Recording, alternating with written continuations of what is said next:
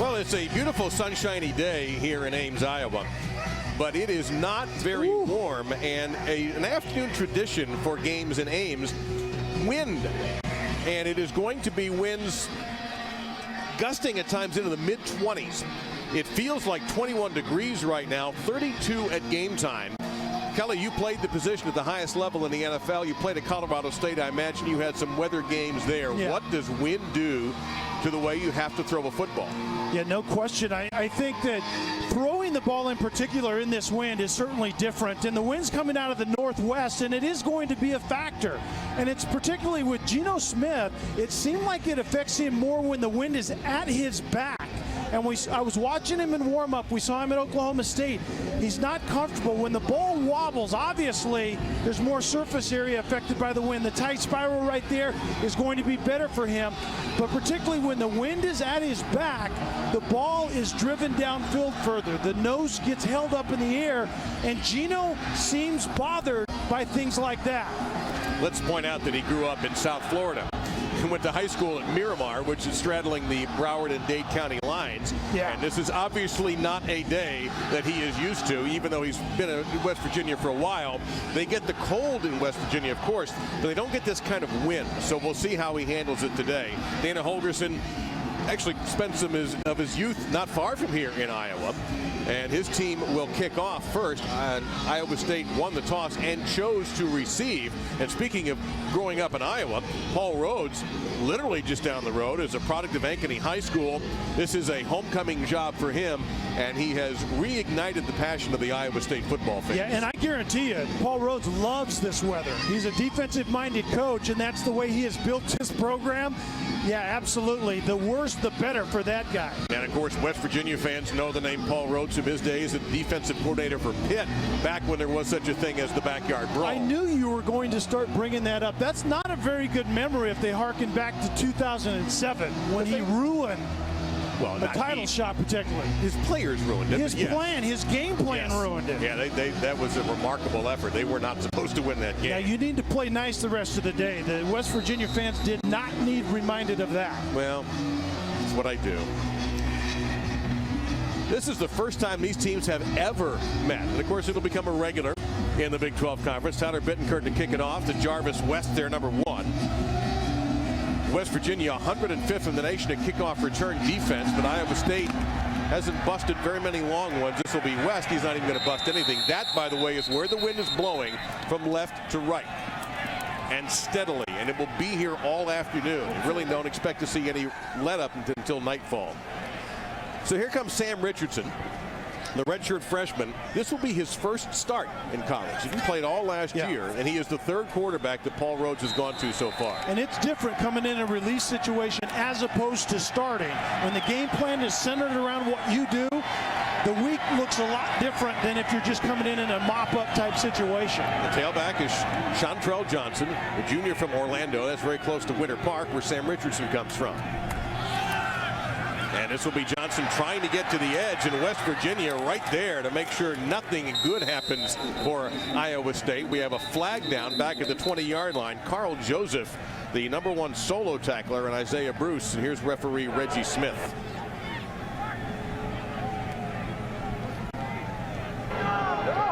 Holding offense number 71. A 10-yard penalty. Repeat first down. So they're going to back him up, take the penalty, and make it first down and long. And Dave, I think that's going to be very important for Iowa State. If you look at them schematically on the offensive side, they want to run the football and then play action pass. That obviously does not work when you're behind schedule and down in distance like they are right here already to start this game. First down and 20.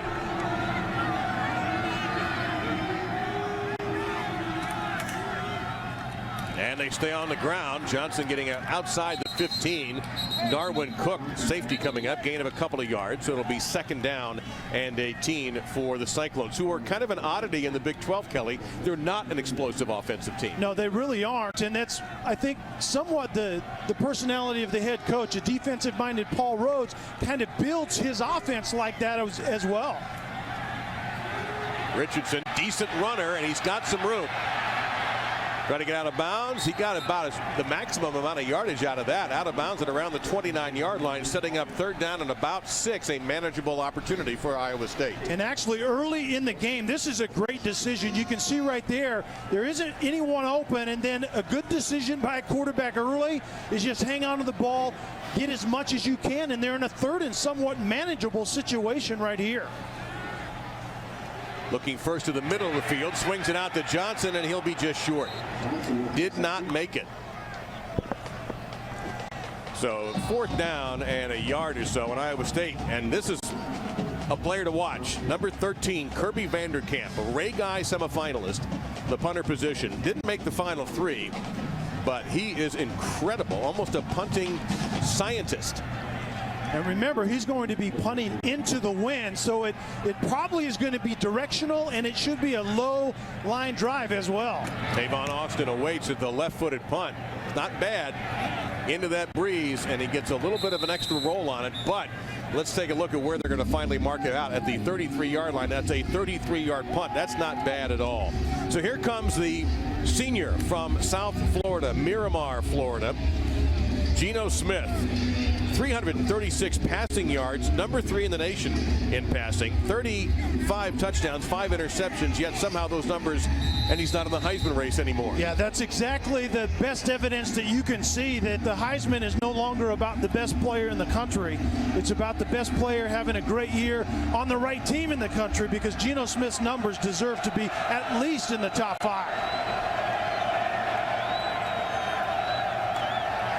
He's going to throw with the wind at his back right away, going deep down the field, and he misses at the 33-yard line, trying to get it to J.D. Woods, and Woods had a step on the Iowa State secondary. That is our note to tell you about our impact players for West Virginia, brought to us by Chick-fil-A. And we talked about Austin and Bailey at the top. Bailey's that go-to receiver vertically, and then Austin's going to get the ball all over the face. Josh Francis is the defensive player for West Virginia that is a disruptor. He has to get Iowa State in negative situations today. Austin out of the backfield now, number 1. Keep an eye on him all day long. Pass near the mark, but Bailey making the grab. That's his 89th catch of the year. Kenneth Lynn drove him out of bounds, and here are the Iowa State impact players, brought to us by Chick-fil-A. Yeah, 47, A.J. Klein, the leading tackler on that team, is a tremendous player. Givens leads the nation in takeaways, and we've already seen Vanderkamp. He's going to have a huge impact on this game today in this weather. Sean Alston, maybe as healthy as he's been all season, number 20 in the backfield to the left of Geno Smith. That's Alston on 3rd and 5, and he'll have a first down. Alston has been battling the effects of a debilitating thigh bruise. He picks up 9, and we were told this is about as healthy as he has been in months. Yeah, getting 3rd and manageable, and the delayed draw right there to Alston. And he was the guy that was supposed to be the workhorse to start the year, but you're right, Dave, he's been banged up. If he's healthy, that's just one more dimension for West Virginia that simply isn't fair to most defenses. Now here is Tavon Austin out of the backfield, and he is hit at the 50-yard line, fell forward maybe into Iowa State territory at the 49. Jeremiah George, who had 17 tackles in Iowa State's game against Oklahoma, in there on the stop, and a different look for Iowa State, and West Virginia moving quickly. 2nd and 7.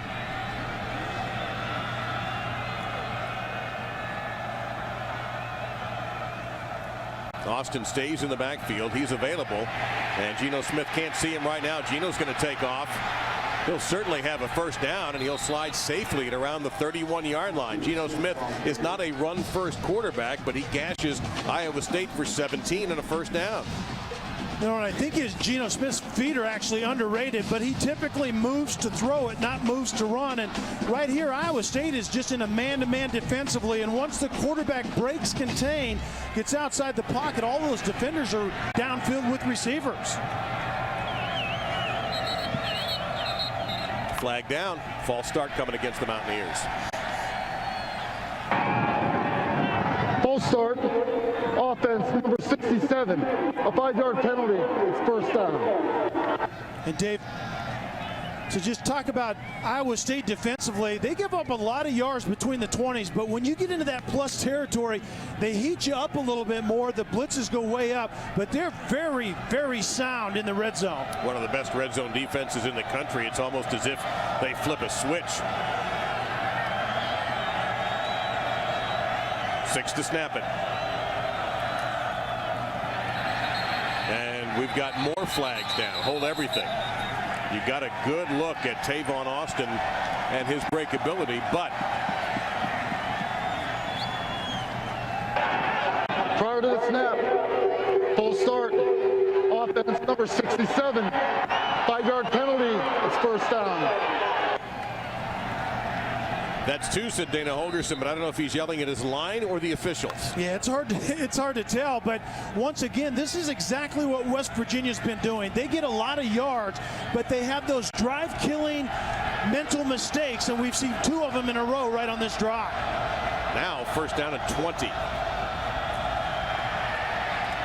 Smith gets it out a little bit high, trying to get it to Bailey. It'll be second down and 20. Good coverage, though. A.J. Klein, the outstanding Iowa State linebacker, number 47, was hanging around. And Iowa State is getting some good early pressure, but the coverage downfield is also very, very good.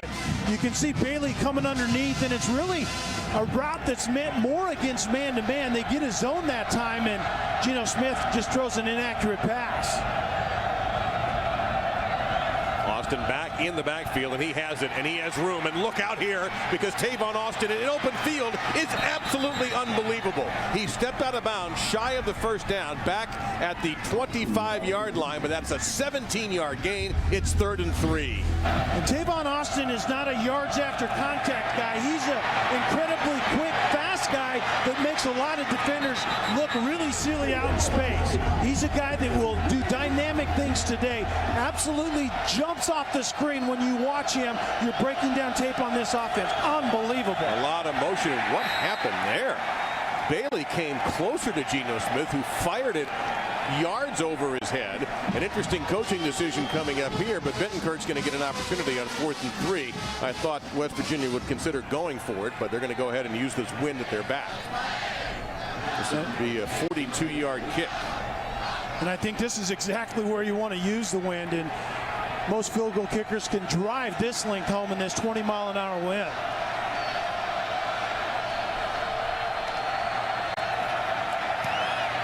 You could hear the thud. He nailed that, and certainly gets a little assist from the wind as well. So West Virginia hurts themselves with some penalties, but winds up putting 3 on the board. Iowa State going into the wind. We'll have the ball next.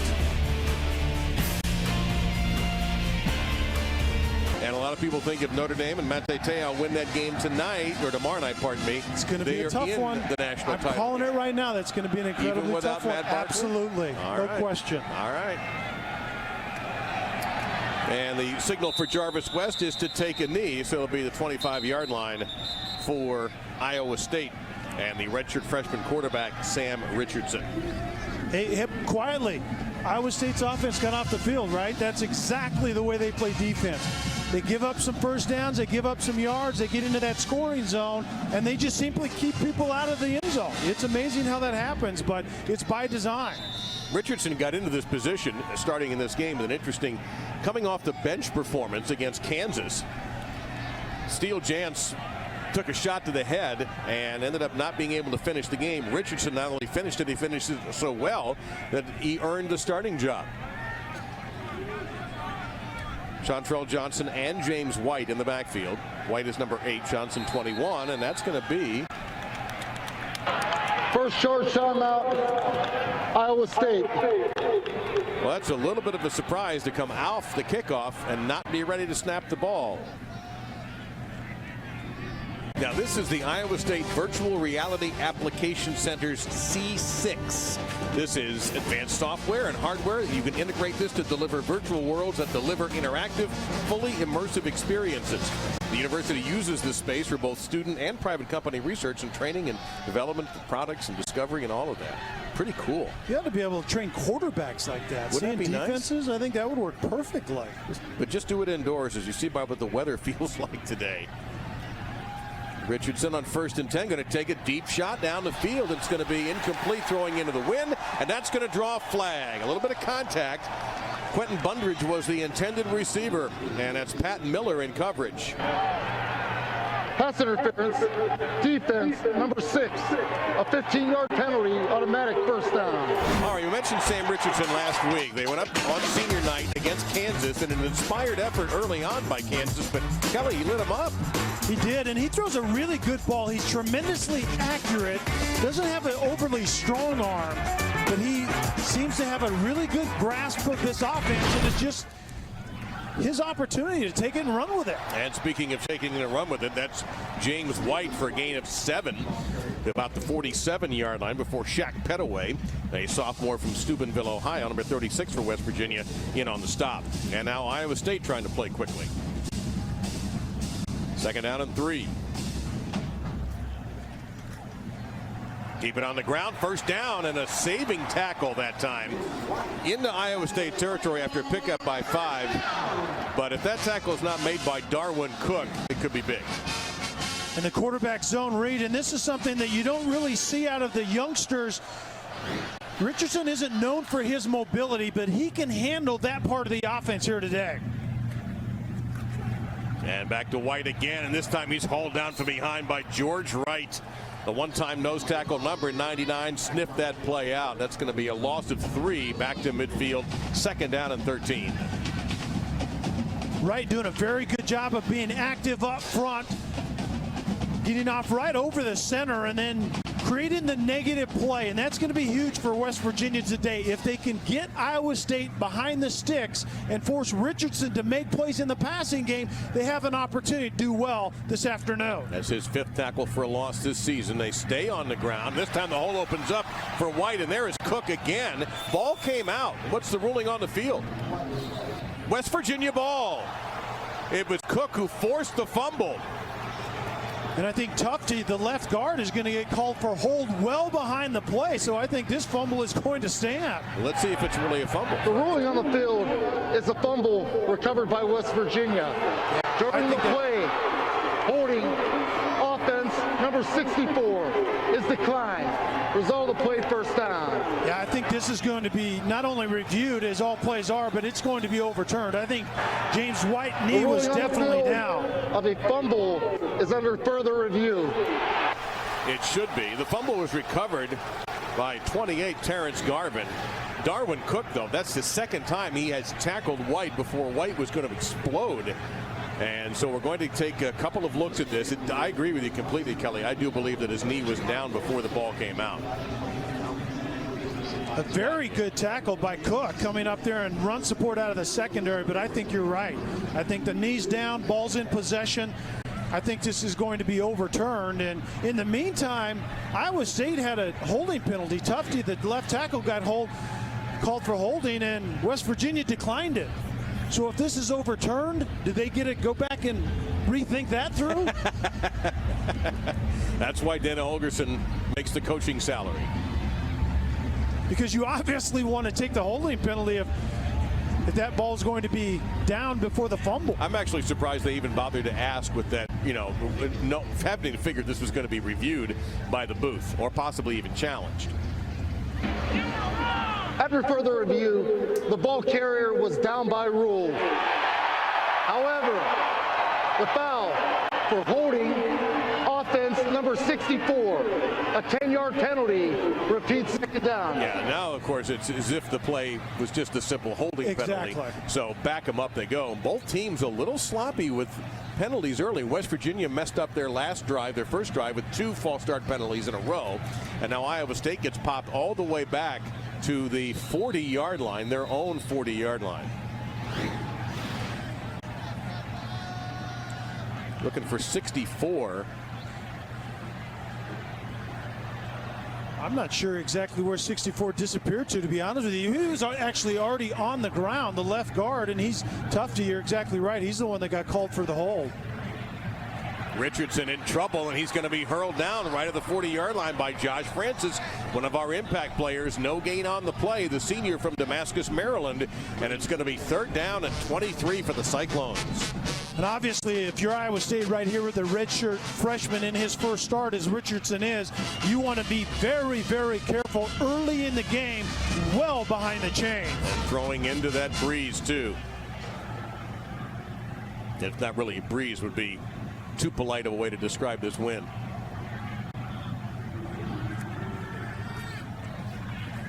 Got some room. Goes underneath, and it's a smart play. Chris Young will get it back into West Virginia territory, short of the first down at the 45-yard line by 8, but it's still a gain of 15, and that's a smart play by the redshirt freshman. It really is, and I think it was good signs on the horizon. He made a really good decision, moved up in the pocket a little bit, and had really good protection. So those are a sign of good things to come, but we'll see if Vanderkamp can get his job done right here. And there's Tavon Austin, who has returned 1 for 76 yards and a touchdown, but Kirby Vanderkamp has put 27 punts inside the 20-yard line. High sun, and Austin makes the fair catch inside the 10-yard line. So Vanderkamp having an impact early in this game. West Virginia's got a long way to go. Did you see Tavon Austin last week? A school record 344 yards on the ground, 21 carries. It's a Big 12 record, 572 all-purpose yards.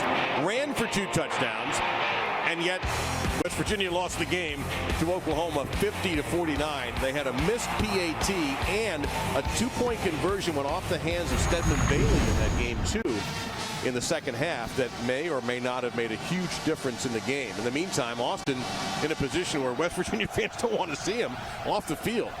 From the 8-yard line following the Vanderkamp punt, it's power football. And look at Austin get going here, the senior from Hampton, Virginia, who got off to such a fine start, gains 12, got hurt, and it struggled since we saw West Virginia 2 weeks ago, and Austin barely played.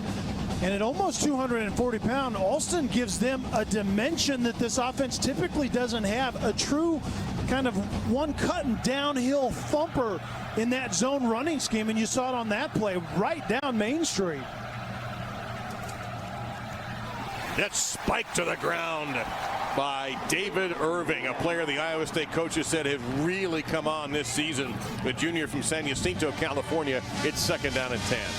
And Iowa State does not get a lot of pressure in terms of pressure numbers, tackle for loss, and sacks, but just getting across the line of scrimmage and getting in the way of a screen game will be a huge deal for defensive ends from Iowa State here today. That was close. If he grabs that, he's in the end zone.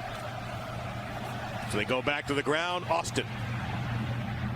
And he's short of the first down by about 3. It'll be 3rd down coming up. Gage Schaefer, number 16 for the Cyclones, in on the stop. But you just hold your breath every time he gets the ball. I mean, it is absolutely electric to watch him. Incredibly quick feet, and he's not going to break tackles, but he makes people miss, and he gets through really, really skinny places in between the tackles as well. 3rd down and 4. Little touch pass here. And that's going to be a 1st down. And there's Tavon Austin. Gain of 5. This is a play we're starting to see a little bit more of in college football.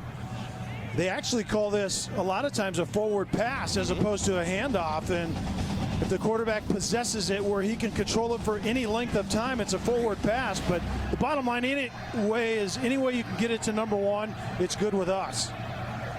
Be interesting to see if Dana Holgorsen sticks to his promise and holds Austin to about 15 carries. Forget about that. Okay, we're not calling Dana a liar. We're just saying he may be changing his mind.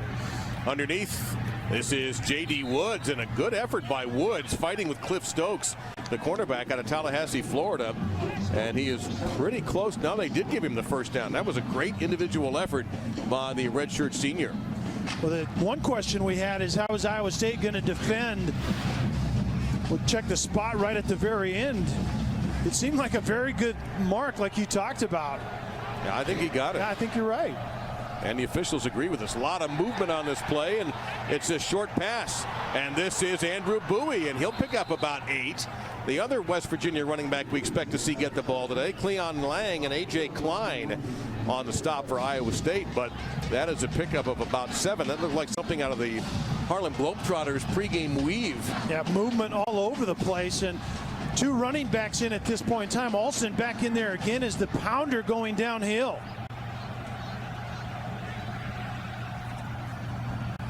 And it's Alston. He'll have a 1st down. And he will take it to the 43-yard line of Iowa State. A solid pickup of 6. Jeremiah George, the junior from Clearwater, who's taken A.J. Klein's middle linebacker position, while Klein has shifted over to the weak side where Jake Knott had been until shoulder surgery ended his outstanding career here at Iowa State, and certainly hopefully he'll get an opportunity at the NFL. Yeah, and what a huge loss that was. Really the leader on the defensive side, and you take another great linebacker. Klein has to go out of his position to go to the weak side because there's more expected from that weak side position in this defense. Tavon Austin in the slot off to the left, and they go the other direction, and it's Woods one more time, short of the first down. Pickup of 8, however, so a couple to go for a first down for the Mountaineers. Very interesting. They're not pitching it all over the field going down deep, Kelly. They're just going with what's in front of them. Smith now 4 out of 5 on this drive. And I think that has a little bit to do with the wind at Geno Smith's back. I don't think he's comfortable throwing the ball downfield. And I think what you have to do is dink and dunk and get your quarterback comfortable on the day. Hole opens up. First down for West Virginia. And that's Andrew Bowie, the sophomore from Jacksonville. And if you're hearing a lot of Florida names on here, 46 players combined on these rosters from the state of Florida. What's really interesting right now is West Virginia has a nice mix in the backfield. They have the pounder and Austin at 240. Bowie's somewhere in between, and then they have Austin that can take the ball and run anywhere with it with big play potential. 10th play of the drive right here. All day for Smith. Takes the option, and it's incomplete. Woods near the first down marker, unable to make the grab. It'll be second down and 10. And you could see right there, number 47, A.J. Klein, the linebacker, was talking to the defensive backs. Cliff Stokes, number 7. They have to work together to seal off that throw. And Klein was underneath it, but when the receiver repositioned, the defensive back has to close that gap. And the veteran linebacker didn't like what Stokes did. Austin, and this time he is swallowed up back at the 30-yard line. It looks like Walker Woods, number 95, on the stop for a loss of 2. And what you have to do is you have to get going really, it's over here, get going really quickly to stop a dynamic running back with quick feet. Essentially, you have to stop him before he gets started. That's great defensive work. They're going to have that out of the down 4 guys here this afternoon. Third down and 13. Underneath, it's Woods, no chance. Sniffed out right away by the Iowa State defense. Cleon Lang, number 90 in there. Jaquez Washington, too, number 10. And Bailey wasn't getting loose outside. You throw the tunnel screen to actually Woods trying to come back inside. But once again, very good positional defense from Iowa State. And that's what they're known for. Alignment, assignment sound, see the ball, break on it, and make a very good tackle. That's all about Iowa State defense. For Bittencourt, who's 1 for 1, 8 out of 14 on the year. This from 46. And negative, rejected by the left upright. Paul Rhodes celebrating. His defense holds. Now this was a low kick. You'd like to think you get this thing up in the air when you got the wind at your back, but it's tough to kick him high from a long distance. Yeah, obviously the distance has nothing to do with it, but you're right. He just drove it a little bit to the left, pushed it just a little bit, but once again, how about Iowa State's defense? Any way you can keep the opposition, especially when it's West Virginia's prolific offense, out of the end zone. And Rhodes, remember his defensive coordinating background. That's a reverse Tony Sperano right there. You're exactly right, but the emotion of a defensive-minded head coach knowing how to keep points off the board. Chantrell Johnson. Now, Paul Rhodes is delighted with that, but he's got to wonder when his offense is going to get in gear. That's about a 5-yard pickup straight ahead for Johnson. See Jared Barber, 33 among the tacklers. Shaq Rowell as well, number 90. Well, your point about the offense getting untracked is well noted, because that's why Richardson is in the game. Give them the chance to get the most points on the board this afternoon. Little confusion there. Richardson spinning out and turned a 0 play into a couple of yards before roll again in there on the stop for Rowell, number 90, the junior from Maple Heights, Ohio. That was an awkward looking zone read play. So it's third down though and a couple. And Rao, one of those defensive linemen. Remember, West Virginia plays a 3-3 defense. Essentially, they have their nickel defense in the game all the time, but only 3 down linemen. Rao, that nose tackle, has to be very active today.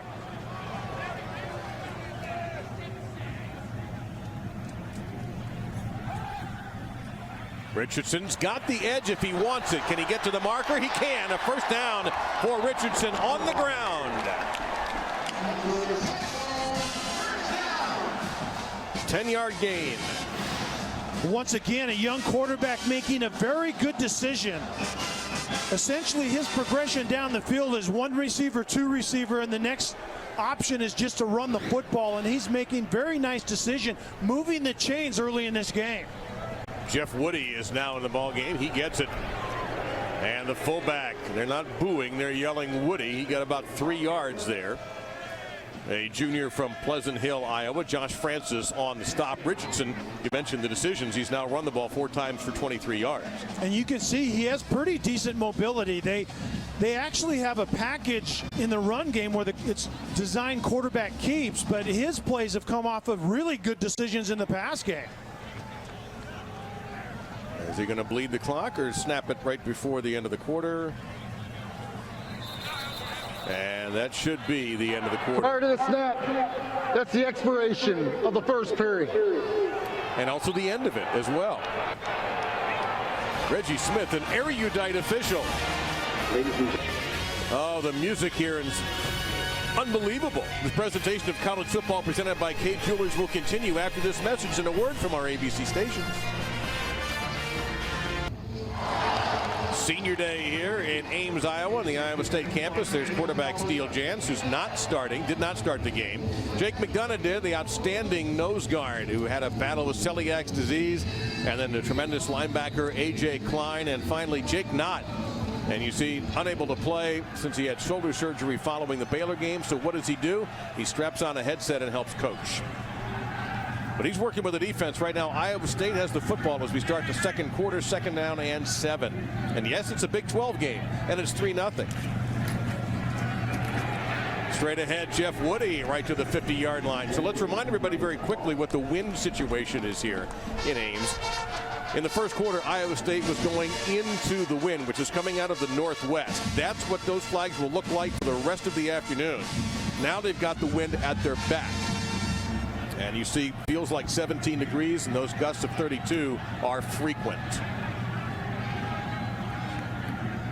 Chantrell Johnson in the backfield now, 21.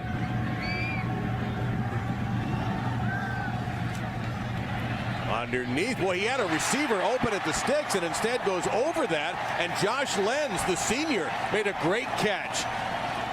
15-yard pickup and a first down on the Mountaineer 35-yard line. Well, Richardson gets away with one here. The smash route, which is a receiver underneath, Lenz on the corner route, and you're absolutely right. Banks, number 34, had a great opportunity to pick that ball off. Richardson was very fortunate on that pass.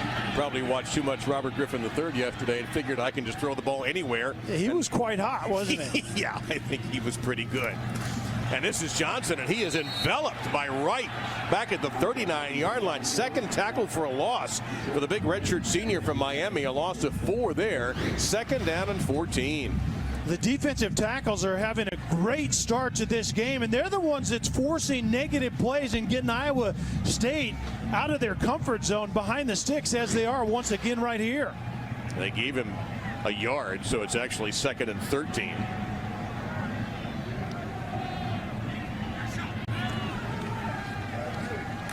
Like a screen pass, what Richardson's first choice was. We got a West Virginia player injured at the 40-yard line, and Richardson was able to get to the 34-yard line. That's Ismail Banks, a redshirt sophomore from Richmond, and his injury and his inability to finish the play is one of the reasons Richardson was able to gain yards, because he ran right by Banks, and Banks put his hand up almost immediately that he needed some help to get off the field. Hopefully he will be able to walk up under his own power.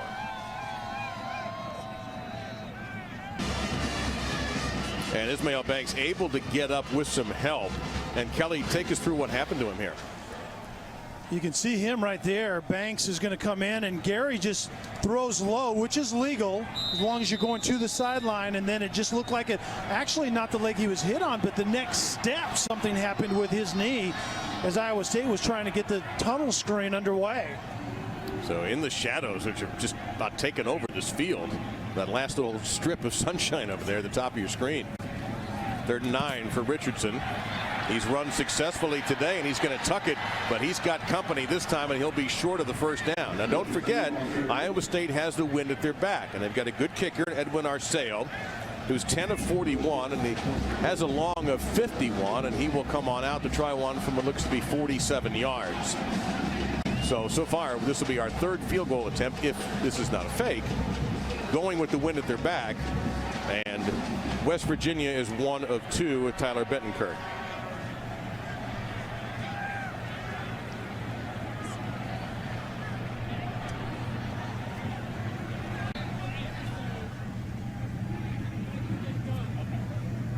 So this will be about 48. Can he curve it in? How many games have you been to where you've seen each upright's been hit once now? And he, I think, fully expected to get a little help from the wind. The wind is coming out of that opposite corner and should have helped us a little bit, but that was straight dead center from the get-go. Pretty good snap, not wrong with any of that, and certainly had the distance, wasn't going to be a problem. He was trying to body English that one home. So Iowa State stays off the scoreboard, and West Virginia takes over at the 30-yard line with an empty backfield for Geno Smith. And in the shadows, he finds Stedman Bailey, who fell down and is very angry with himself, but it's going to be all the way out to the Iowa State 44, a gain of 27. A very nice throw, just getting into the zone out here. A decent job of the inside receiver taking the safety out of the top. And then look how Geno just throws the ball into the middle, settling the receiver down before the safety up top and the coverage underneath. They go to Alston, who's running up the gut, cuts back a little bit. He's not a big-time cutback runner, but he had so much room. Schaefer makes the stop. That's 15 yards, so 42 yards in 2 plays. And they're all the way down to the Cyclones' 28-yard line. And the lead blocker getting up front as well. And Alston is getting a lot of good quality yards between the tackles. And that's something that this offense has really lacked. But he's doing a very good job. 4 touches, 4 carries for 45 yards. An element that this offense could use. Geno Smith play action going to the end zone, and I don't know if the wind got that pass or not, but West Virginia does have a first down, a 23-yard gain to about the 4-yard line. Another grab for Stedman Bailey. Stedman Bailey is their touchdown maker, 20 touchdowns on the year, and once again the wobble of the ball, and that ball was going down when it got to Bailey. That was a very good job by the receiver. You can see the wobble on it into the wind. That's an issue, and you can see it right there. Very good hand-eye coordination by Bailey on that play. One of the best red zone defenses in the country for Iowa State. And can they handle Alston? He gets to the 1-yard line. Jeremy Reeves, number 5, you see him getting up after dealing with that load. Reeves only weighs 176. Alston is 240. And you can see Geno Smith is getting him onto the line of scrimmage and going, hurry up right here. Straight ahead, Alston, and he sneaks in. That should be a touchdown, and it is.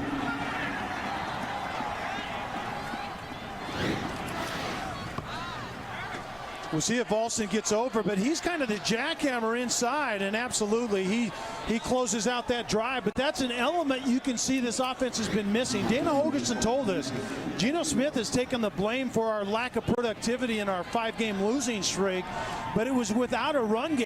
They found it last week with Tavon Austin, and now the battering ram Alston comes back and is making an impact here early in this game. 5 plays, 70 yards in 1 minute and 34 seconds. Alston 6 carries, 50 yards. So they now have a power runner in Alston, a speed runner in Austin, and West Virginia has the lead in Iowa State. How do we get on the air? Those folks get us on the air. Kelly and I have the easiest jobs of anybody in this hardworking crew. We're so grateful to have them with us. That's everybody and more who work on the telecast, from folks who drive our trucks to set up our cables, who plug in everything and work so hard and are so good at their jobs. And we are very thankful to have the men and women of this crew with us, and we thank them so much for what they do for us. They make it very easy. Yeah, I say yes and amen to everything Dave just said. And it's not easy to be on the road anyway, but be on the road during this time, there's certainly a sacrifice, and we certainly appreciate that from our crew. He is Kelly. I am Dave, and we are delighted you've made us part of your Thanksgiving holiday weekend. It's such a wonderful time of the year for college football. What a great day this will be. And tomorrow, kicking into the wind, opportunity here for Jarvis West. Nice cutback there, West of the 30. Oh, almost got a great move in the kicker. Bittenkurt making the stop.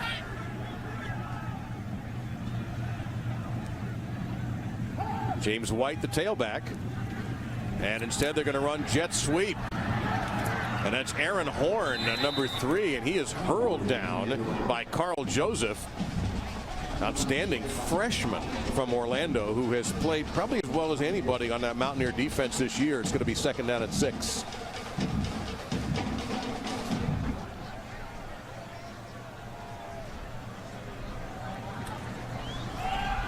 Now straight ahead with James White. First down. He stumbled just a little bit, and if he hadn't, he might have gone even farther. And once again, Darwin Cook is able to make the stop, but this time it's an 11-yard gain on the first down. And quarterback zone read is working very well. You can see a hat on a hat up front, getting everyone covered up. And a very good read by the young quarterback once again. Richardson now looking to his left, fires, and incomplete. Second down and 10. He was trying to get it to the senior Josh Lenz, who made one catch earlier. Have not seen much yet with Richardson rolling to his right, even though he's a right-handed quarterback. And I think Richardson is very accurate, but I think it's inside the pocket. I haven't liked him out on the edge throwing in that sprint game very much. That's his first incompletion. He's 3 out of 4 in trouble, and he just flips it. That is a dangerous play. Now, is he ruled down? There's all sorts of rulings we need to find out. It could be a potential intentional grounding penalty as well. Yeah, we'll see if he's down, but this was not a very good decision regardless. I think that ball is out before the knee was down, and he was...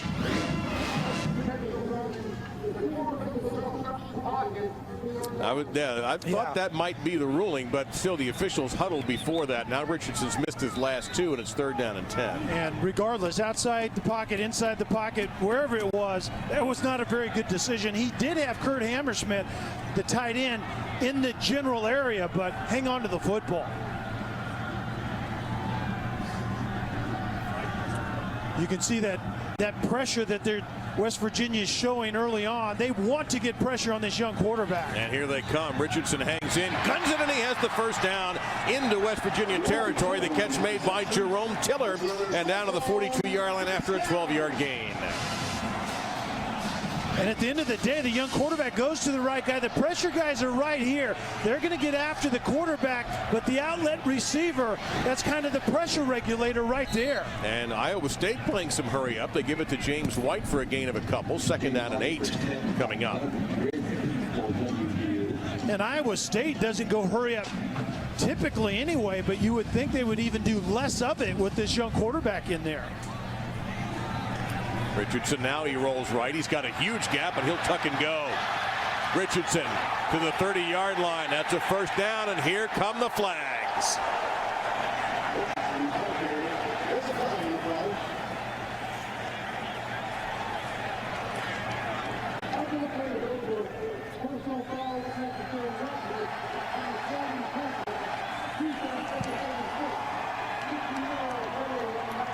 That's Shaq Pettaway hit with a penalty.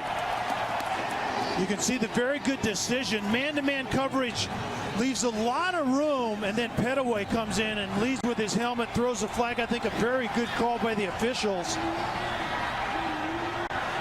Now a little bit more sun in the field. We'll see if that makes any difference here with Richardson. He's got White as his tailback.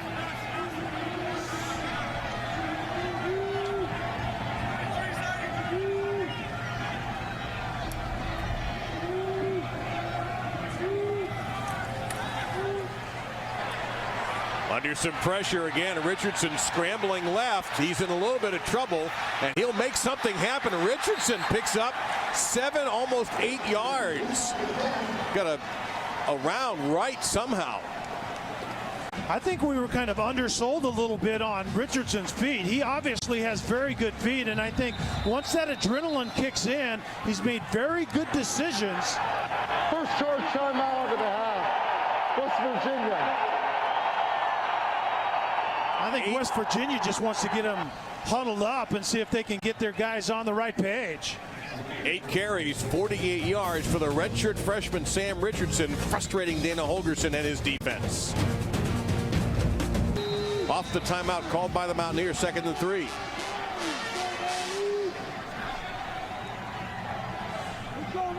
Tight end, big-bodied receiver right now. He has 5 touchdown catches on the year. Deep in the red zone, he's a tremendously big target.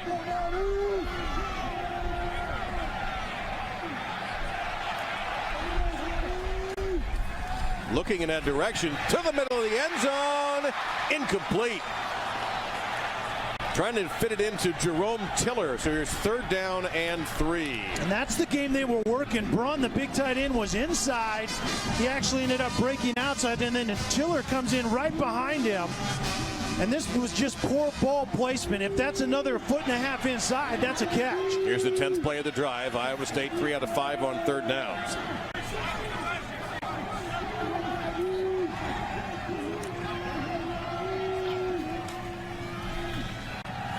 Wide open, touchdown Iowa State, it's Tiller.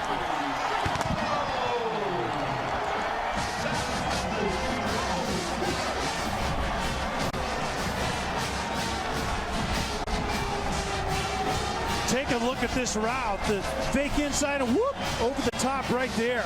Remember, he just ran the slant the play before. Defensive back was looking for the slant. He gives one step and slips his outside shoulder. Great route. Very good throw also by the young quarterback on that play. And for Tiller, that is his first career receiving touchdown. So he's got something to celebrate. The redshirt senior from San Antonio. Iowa State breaks their scoring drought. There's your score in time. Iowa State on the board on the touchdown pass to Jerome Tiller. So Sam Richardson now has 5 touchdown passes in a game and a half, or maybe almost a full game, and no interceptions on a 10-play, 69-yard drive in 2 minutes and 37 seconds. This isn't our Aflac trivia question, but do you realize that Jerome Tiller was the starting quarterback when Iowa State beat Nebraska in 2009? No, I did not realize that. Well, you know, where do you get that stuff? I hear voices in my head. That should have been our Aflac question. That sounds like a great one. No, I dug up a good Aflac. I'm proud of this one. Here's Tavon Austin. Watch out. Iowa State paying. Look at this guy just inventing things. He's got a corner here. Now it's trouble. Can he get a block? No. Great job. That is excellent kick coverage that time. That is crazy. On the ground, that was pretty amazing. Austin, what a force he has been for West Virginia. They are trying to rope him down, and he gets into Iowa State territory, a 21-yard pickup. Dana Holgorsen wanted a run game. This is a run game. Kind of one cut and downhill, and a guy that will get yards after contact. This is exactly what this West Virginia offense has lacked. Run the football, throw it when you want to with your tremendous weapons. Send Bailey in motion. They go back to the big fella. Alston showing some good footwork to the 45-yard line. A gain of 4.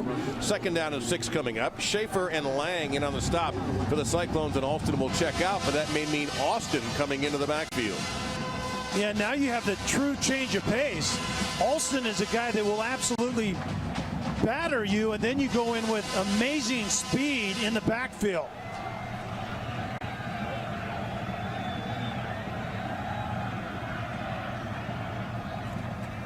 And they give it instead to Andrew Bowie. And Bowie breaks one tackle, gets a first down, dropped down by Schaefer, but at the 32-yard line, a 13-yard pickup. And I guarantee you our friends in Morgantown and all the West Virginia fans are going, man, yeah, where did this come from? Why haven't we run the ball like this all year? And Bowie is that guy when he has the right attitude when he runs. He's a kind of a an angry runner when he's at his best, but having Tavon Austin just show himself back there is worth the price of admission. Bowie again, and that's an excellent point. He is brought down after a 2-yard gain. You see 47 A.J. Klein in there for Iowa State. Terrific, terrific football player. But you're right, Austin is so scary. You have to find him and you have to account for him. Yeah, he doesn't have to get the ball, but you can see right there, they have 139 today. They've only averaged 165. A totally new dimension for this offense. And you know what? They're going into the wind. It makes it a little bit easier for Geno Smith. And now he throws a shorter pass to J.D. Woods, who makes a man miss, and he is hit at around the 20-yard line by Jaquez Washington. But that's a first down for West Virginia. Yeah, and Woods is that guy that can step up as really the third option. You have one football. Typically, you had two guys to distribute the football to. Woods can really be that third guy that Dana Holgorsen is looking for. Geno Smith has hit 8 of his last 10 passes for 95 yards. Here's Tavon Austin.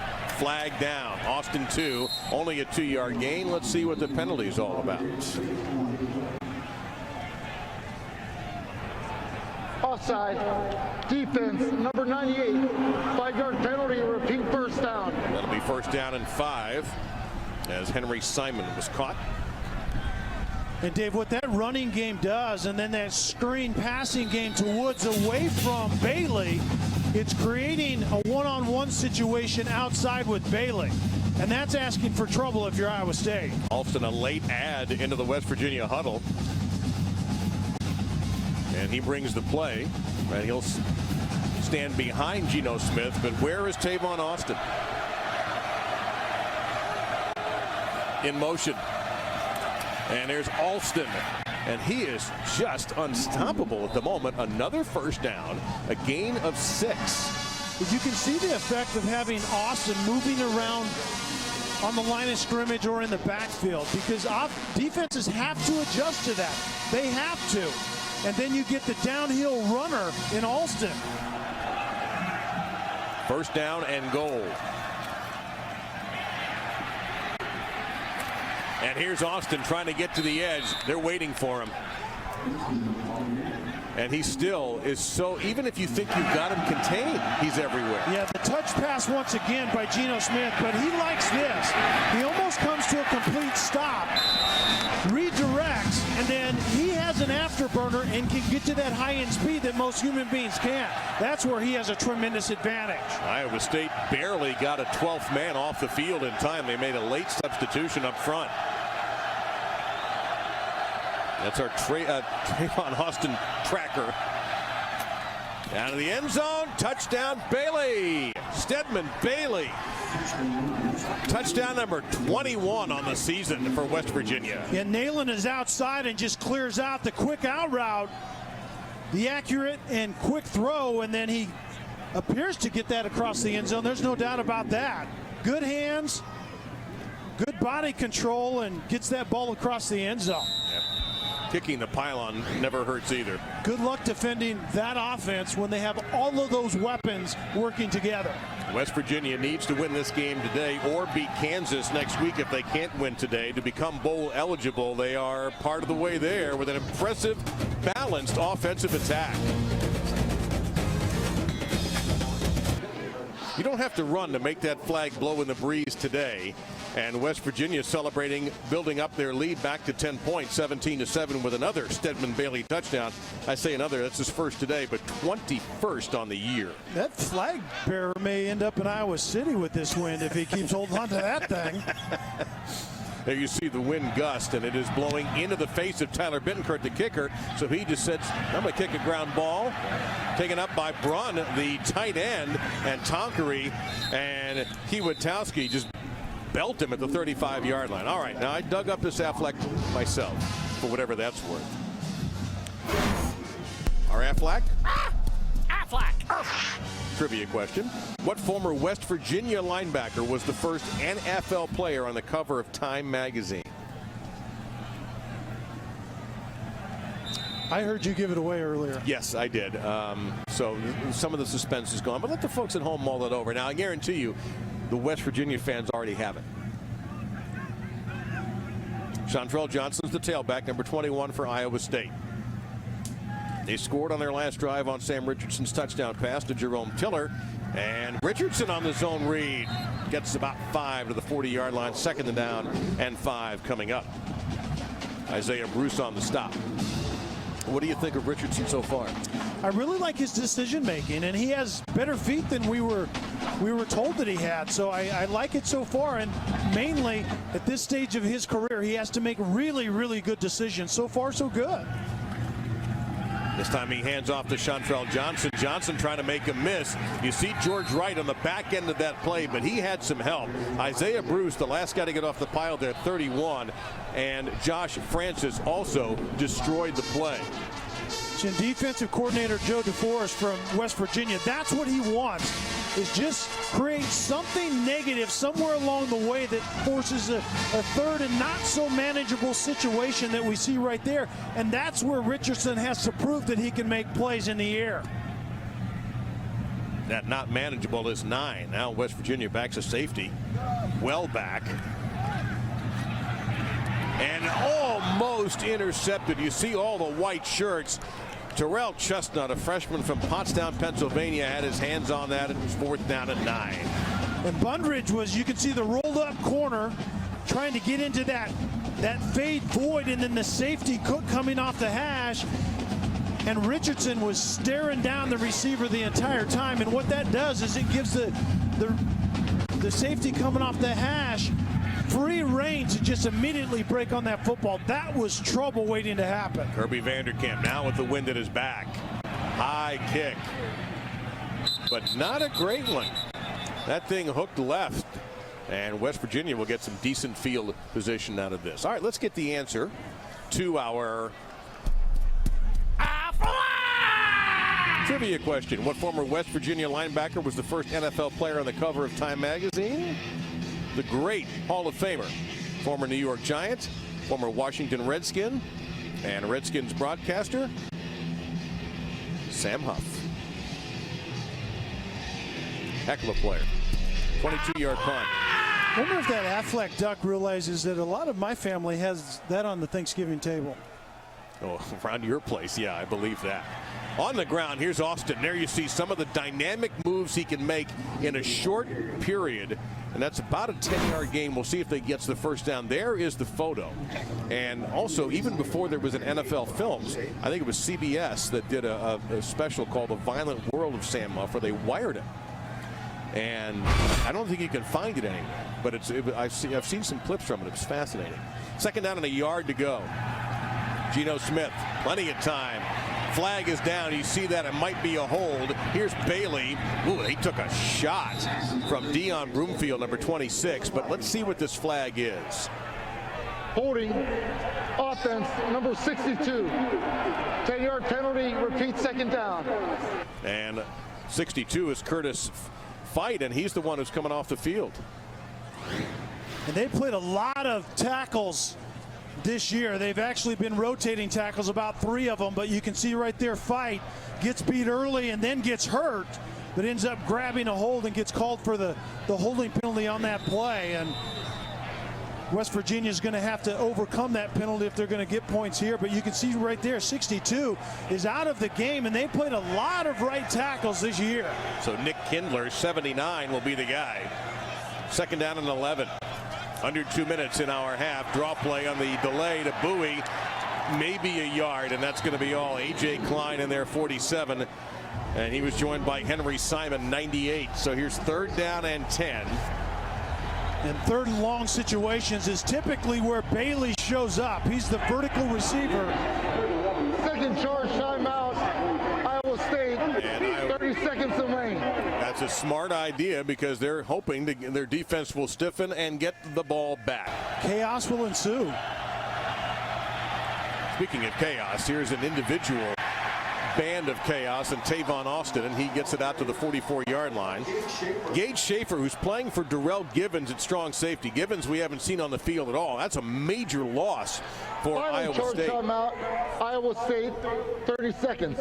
And they're out of timeouts. Darrell Givens leads the NCAA. Please reset the game clock to 1:40. leads the NCAA in takeaways. 6 fumble recoveries and 3 interceptions, and not able to play today, we're learning, for Coach Paul Rhodes. Well, that 3rd and long situation, I was actually disagreeing with Iowa State using the timeout, because remember, this is Geno Smith and company. They know how to throw the football, and what did they do after the timeout? They come out and run it.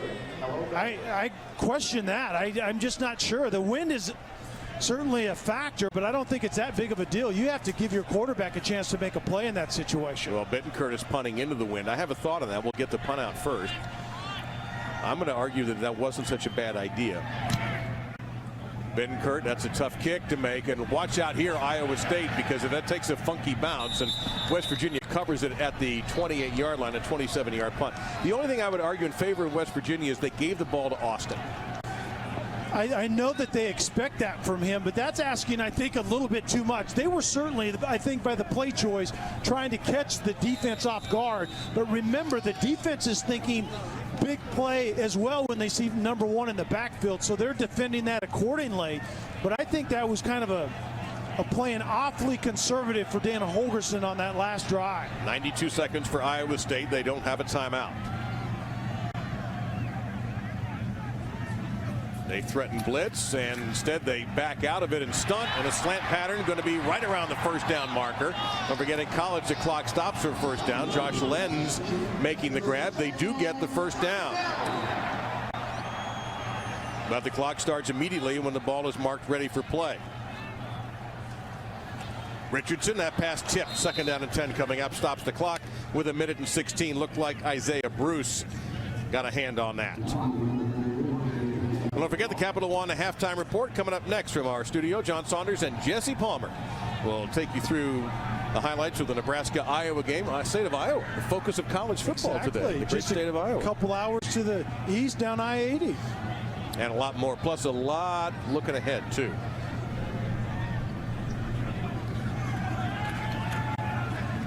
On 2nd and 10, that pass into a lot of traffic, incomplete for Aaron Horn. So now 3rd down and 10, and West Virginia doesn't need to use a timeout here, but all of a sudden, if you're Paul Rhodes, what's your approach? Yeah, I think you're conservative in this situation, because actually Richardson threw into coverage that last time. West Virginia was dropping 8 into coverage, and he tried to thread the needle into Horn, and you do not want to go in after a poor performance on this drive. If you're Iowa State, you're in this game. You don't want to make a bad mistake right here. And of course, they will have the win at their back if they need to punt. But Vanderkamp did not hit the last one well. Richardson. Well, that solves that problem. That's a first down for Iowa State. Cook in there on the stop. The catch made by Jarvis West. That's his 28th catch on the year. It's an 18-yard pickup and a first down.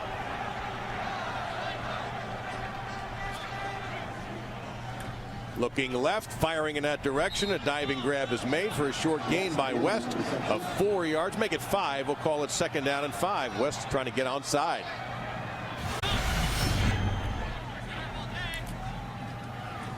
Out of the middle of the field, and that could be an interference penalty. And it is not. And that's not a popular call here in Ames. Pat Miller breaking on the slant route, and watch the right hand was actually tugging on the receiver as he breaks on that ball. Chris Young running a slant route, and Pat Miller arrived maybe just a hair early, but hey, no harm, no foul. 5 out of 8 on 3rd down, the Cyclones. Here's 3rd and 5.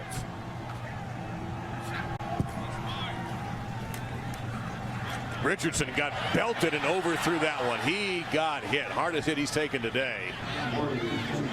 So now you've got to try either a bomb field goal of 56 yards or go for it, or try to go ahead and ask Vanderkamp to tuck one inside maybe the 10-yard line, your punter.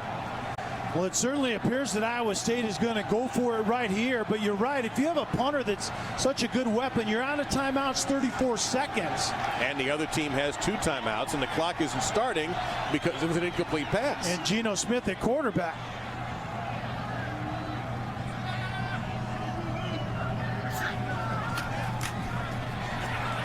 And Richardson can't lose yardage, but he does get the first down.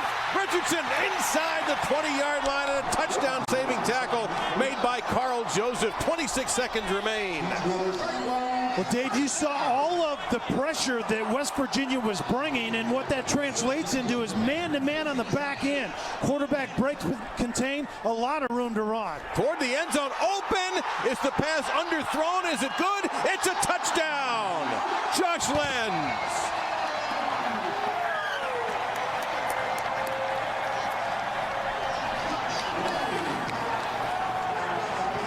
Richardson actually thought he underthrew this, and he did, but did Lenz get it off the ground? And it certainly looked like it on that particular look at it.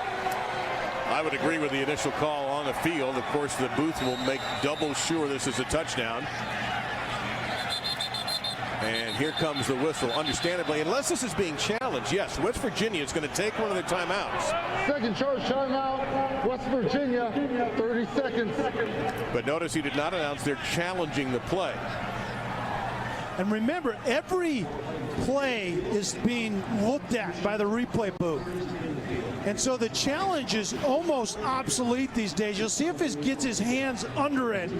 Underthrown, Lenz beats the corner underneath, and it looks like it right there. He rolls over with possession. I think what we're going to hear is the play is confirmed on the field. I think the officials got it exactly right. Well, remember, we still have not heard the referee even say the play is under further review. You're exactly right, and they called a timeout, but now, didn't necessarily challenge it. You know, and I think that might have been the mentality for Dana Holgorsen. I can't get inside his head. I might be completely wrong. But why else would you take a timeout before a PAT? See, and that's what the replay booth will tell you is you don't need to burn a timeout to give us extra time. We're looking at it anyway. We will buzz the field if we need to stop play. Richardson on that drive. Delay game. Offense. 5-yard penalty. We attempt to try. Well, that's just weird. 5 out of 8 for Richardson on that drive, 50 yards passing, and they had that big 21-yard run. Just think about that, Kelly. We went from 4th and 10 thinking, man, they're in trouble, Iowa State, to their lining up for a little bit longer PAT. Yeah, and you're right. And once again, the running ability by the quarterback that really was understated, but his legs have worked well for him as Richardson's in this first half. A little bit of a rocky snap, but no problem for Arceo. And Iowa State gets a jolt before halftime as we take a look at our Pacific Life game summary.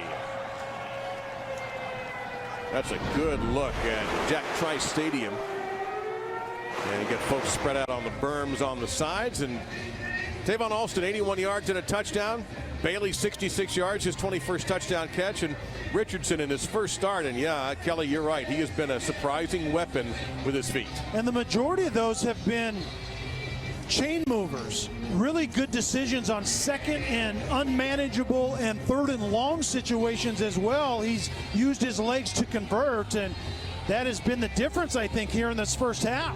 And that's actually Sean Alston, not Tavon Austin, at the top with the 81 yards and the touchdown. And Sean Alston has been a major force on the ground for West Virginia. Really, you could say that's probably the first time for him to be this good since September. Yeah, he hasn't been healthy really since the year started. And Dana Holgorsen talked to us about that. They've lacked that thump ability in the run game, and it's really hurt this offense. You know they're dynamic in throwing the football. That's why Tavon Austin went into the backfield a week ago. So with the wind at the back, is Austin going to get a chance to return it? No, he is not. So West Virginia will get the ball with a timeout at their own 25-yard line.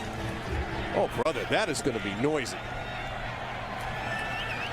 The call on the ground, but it is Austin. Flag down behind the play. He'll gain 6, but will it come back?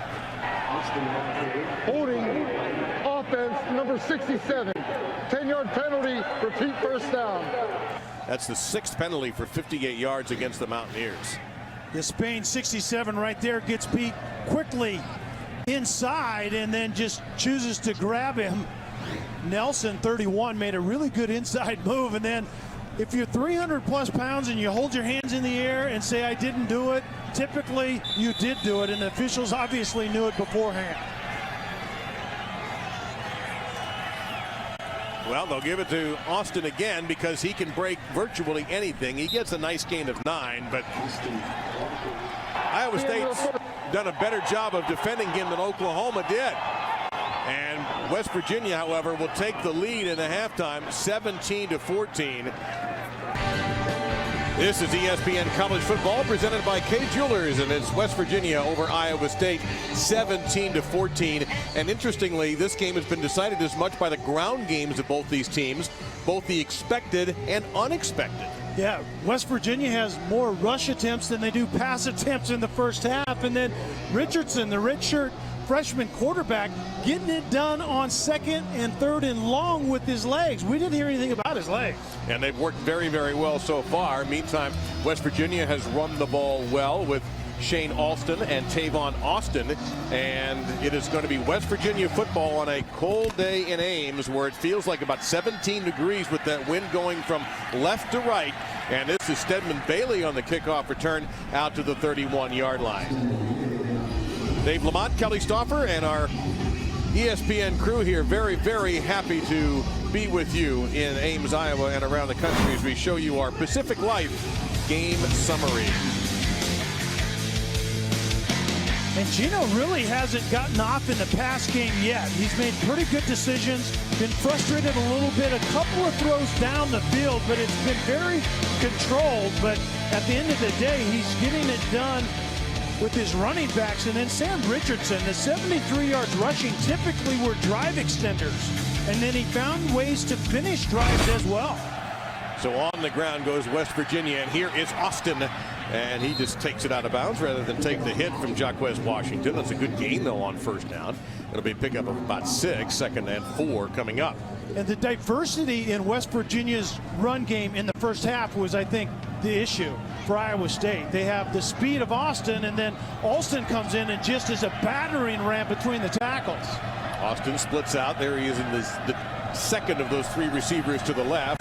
And Geno Smith with a quick out. That's going to be a first down for West Virginia. Catch made by J.D. Woods. He had a very productive first half for the Mountaineers. Yeah, that's his 5th catch. And Stedman Bailey had 4 catches, only 4 catches in the first half. But remember that with Austin in the backfield a lot, Iowa State can roll coverage to Bailey, so Woods should have some opportunity. Geno Smith has hit his last 7 passes. You see our weather conditions right here.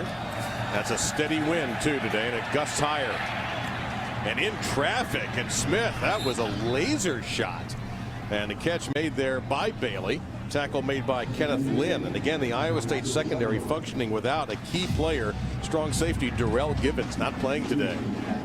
Yeah, and Sage Schaefer had a big half, had 11 tackles in the first half, filling in for Gibbons, being an extra run defender in the box against that newly found West Virginia run game. Second down and a couple. You see West Virginia 10-1 under Dana Holgerson. They're taking the lead into the dressing room, and there is one of the few ineffective runs for Sean Alston as A.J. Klein, 47, in there on the stop. Well, Dave, you and I were just talking about it. A.J. Klein needs to show up in the second half against this West Virginia's newfound desire to run the football, especially between the tackles. A.J. Klein needs to get off here in the second half. Mountaineers 2 out of 5 on third down. Really tough matchup for Iowa State right there with Austin in the slot. There he goes. And they send him out and send Alston up the middle for the West Virginia first down. But he draws your eyes. Absolutely. We're going to say the same thing. Austin draws your eyes away, and it's just a simple dive play from there. Yeah, that's one of the guys that Iowa State has to account for. And you're right. In the end, it's a simple dive play, but the defense is wondering why number 1 Austin is going in motion.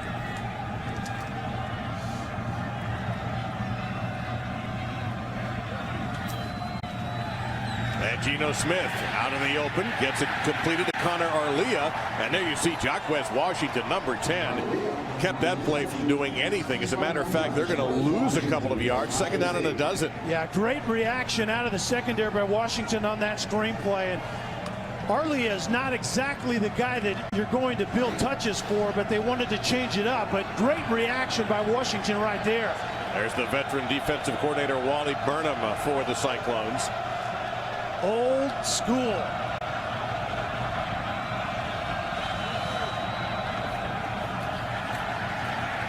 Long throw by Smith. Great coverage that time by Kenneth Lynn. You just now see that Stedman Bailey caught the pass. Lynn got there so quickly you couldn't even see who it was. That far, that's Jeremy Reeves, number 5, not 6. Kenneth Lynn on the coverage. It's going to be gain of 7, 3rd down and about 5 on the opening drive of this 3rd quarter. And Bailey on the out route is that true number 1 prototypical receiver that can get things done vertically. They need to find number 3 more in this second half. 6 catches, 76 yards for Bailey and a touchdown.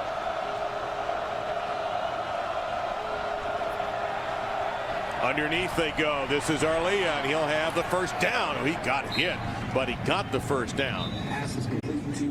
And there's A.J. Klein again, and also Schaefer with another tackle, number 16. You can see Arlia coming underneath right there, and very good recognition by Geno Smith early in the progression. That was a good outlet receiver against a soft zone coverage by Iowa State.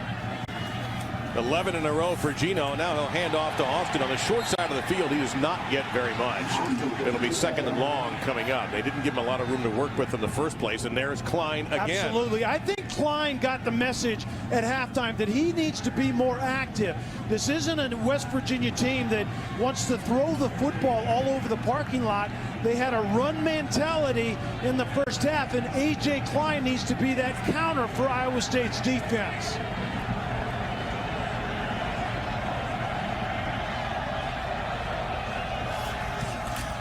And now Alston, he'll try to keep the short side of the field. A lot of collisions there around the 29-yard line. He stays in bounds. Clock will keep rolling in the 3rd quarter. Gain of 5. And you can see Alston's main skill set is he's a pile mover, and that's something that this offense has lacked. The guy that can run with a little bit of an attitude, even when it isn't blocked impeccably well on the line of scrimmage, make guys miss but get yards after contact. 11th play of the drive against Wally Burnham's defense. Austin out of the backfield. There he goes. One-on-one with Klein. Made a miss, and he squirts loose for the first down. And I don't know whether Klein is hurt or frustrated. It looks like he's just frustrated with himself as he gets up quickly. But you said it exactly right.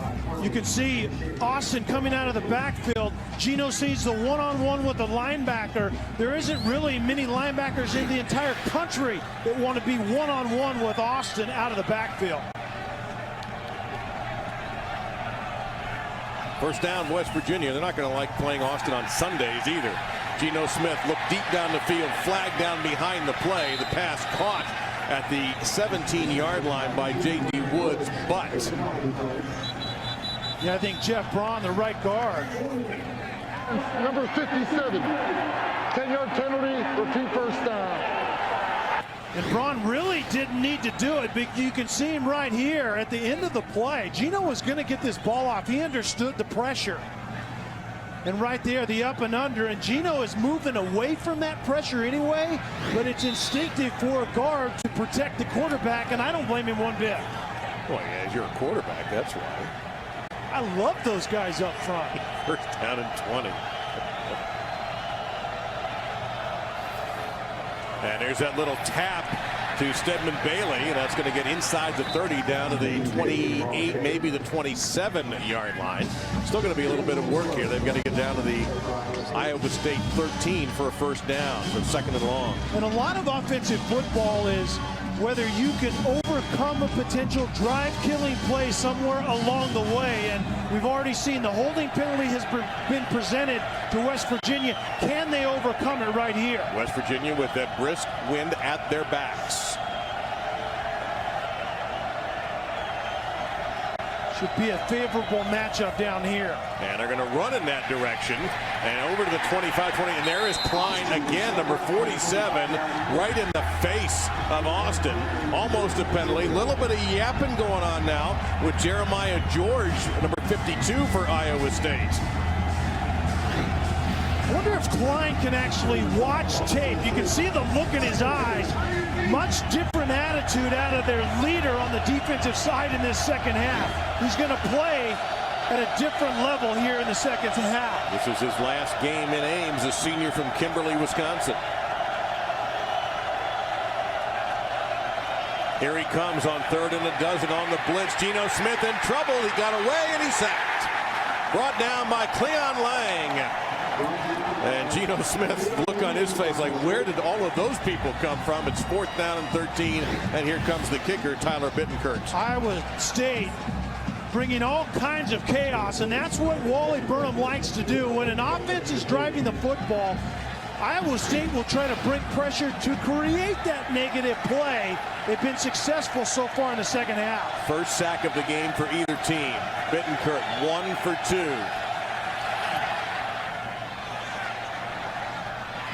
We almost had a third kick hit an upright. That one just tucked in. West Virginia now leads 20-14. Geno Smith sees the pressure, and it's just too much Cardinal and gold. At one time, Geno Smith was at the top of the Heisman list when West Virginia was 5-0. And they run into some trouble when they hit the Big 12 skid. His numbers are not terrible, Kelly, but he's no longer on the Heisman list. You can see that percentage down, touchdowns down, and that's where the interceptions came. And he started kind of pressing, get frustrated. He wasn't getting plays down the field. He was being defended differently as well. People were dropping into coverage, but I think he's beginning to figure it out. He's being more patient. He's making much better decisions here in the last couple of games. Made his last 12 passes, and a lot of folks around the NFL still have him at the top of their quarterback draft lists. Here is Jarvis West, 35, out to the 37-yard line. Great field position for the Cyclones. Well, I guess they can take down the banner in the Columbus, Ohio airport now, welcoming you to All-Star Weekend in the NHL. That's not going to happen. Iowa State's first play of this half on offense, and they run a kind of a jet sweep look for a decent gain with Albert Gary, the redshirt junior from Ocala, not far from the University of Florida. That's a 4-yard pickup, 2nd and 6. And that's what Iowa State will do. They will bring the receiver in motion, and Gary that particular time, but they run outside zone quarterback read. They try to get it to the edge to thin out that defense.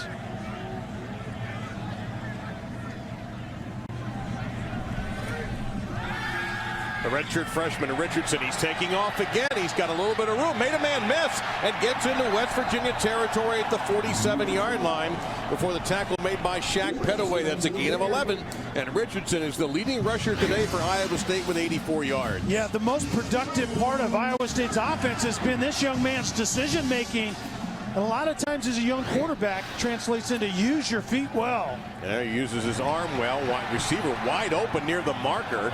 And I'm not sure he got the first down. You see where the official is there. Quentin Bundridge, number 9, with a catch. Chestnut on the stop. It's a gain of 9. 2nd and short is next. And the offensive coordinator, Courtney Messingham, we'll see if he makes it right here. Then he goes back. He had it at one time and went back. And do they give him forward progress? They don't. And on 2nd and short, that pass bounces in. So a surprise throw. And again, Bundridge. One thing with the win, now Iowa State's going into the win. We're just not seeing deep passes today. You're right. It's more manageable stuff, and I think that's pretty wise unless you have a big play opportunity down the field. It's been more management stuff. Straight ahead, and that's going to be a 1st down. You saw Josh Francis sell out, but Shaq Pettaway able to make the stop, number 36. That was actually Carl Joseph, number 8. Those 8 and 4s getting condensed. They look somewhat similar. It was Joseph who came in from a safety position and almost blew that play up. And it's a 1st down for the Cyclones. Longest pass for Iowa State today, 18 yards.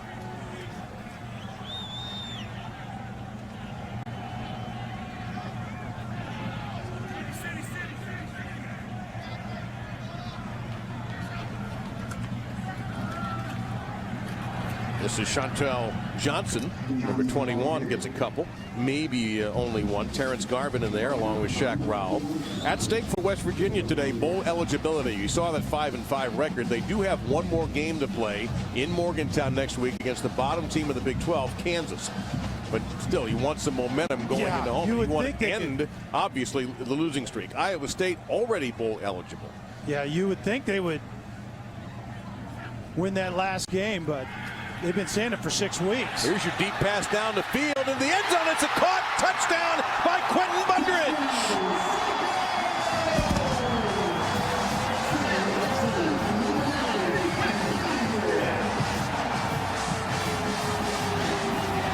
Iowa State has been running it really well, and then it's just a go route right over the top, and Bundridge gets on top of chestnut number 16. West Virginia has had incredible problems outside covering vertical routes, and that's a perfect example of it right there. That's the longest touchdown pass of Richardson's career, 35 yards. He has 6 touchdown passes now, going back to when he took over early in the Kansas game last week. And into the wind. What a gorgeous throw this is by the redshirt freshman from Winter Park. Iowa State on top for the first time today. And the faithful here at Jack Trice Stadium celebrating for the first time. Their Cyclones are in front in this game on a beautiful delivery by Richardson, who's now 11 of 20, 149 yards. He has 7 career touchdown passes and no interceptions. Not bad. And he took over only a week ago. Not bad at all. So into the breeze. Look at that kick just hang there. And that's going to set up Tavon Austin. Makes 1 miss. Makes 2 miss. Looking for a block. Now he'll take the middle. And he's had enough. Tavon Austin needs a break. We'll take it with him. Welcome back, everybody, as Iowa State is on top of West Virginia. Just take a look at how it happened. West Virginia wants to protect their corners with the safety. The play action forces one-on-one outside. The safety gets out of position, and Richardson throws a dart perfectly downfield, finds Bundridge. West Virginia wants to protect their guys outside. That's a great way to isolate them on play action pass, try to get that safety down in the box. Now let's see how West Virginia reacts. This is a different formation than what we've seen. Geno Smith looking deep down the field. He goes down the field. Long throw knocked away at midfield. There you see Jeremy Reeves getting a hand in front of Stedman Bailey. 2nd down and 10.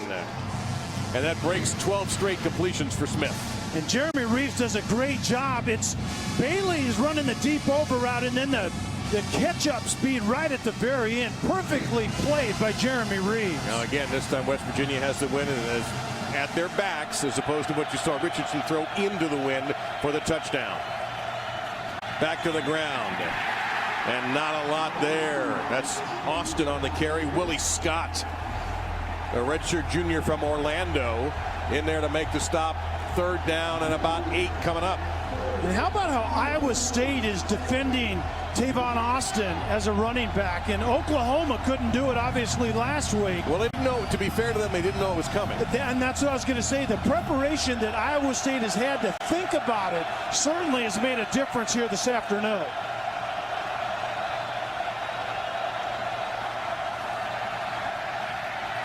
Smith firing, incomplete.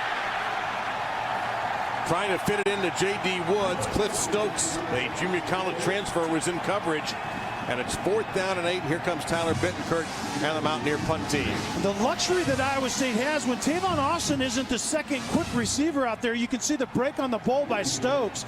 Very well done. But they're rotating coverage as Iowa State to put a top over Bailey and keep a safety over the top of him. But they're playing very good defense the rest of the way, like you saw Stokes do right there.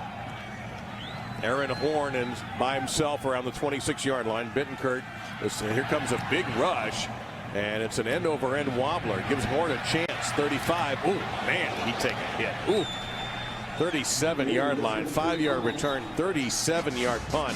The West Virginia Mountaineers say they have the ball, but the officials say it belongs to the Cyclones. Horn really got drilled. Glad to see that he's up.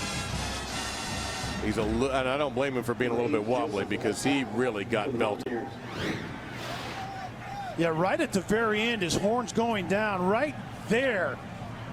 Well, that's dead on helmet to helmet. Wow, that was brutal. No flag on that play. That's undoubtedly what may have led to Horn leaving the ball on the ground for a second. From the 36-yard line, good field position for Iowa State. West Virginia just now getting their defense out there. And remember, West Virginia has been defensively challenged this year. And you can see right now, Iowa State has some confidence. They've found some things they like offensively.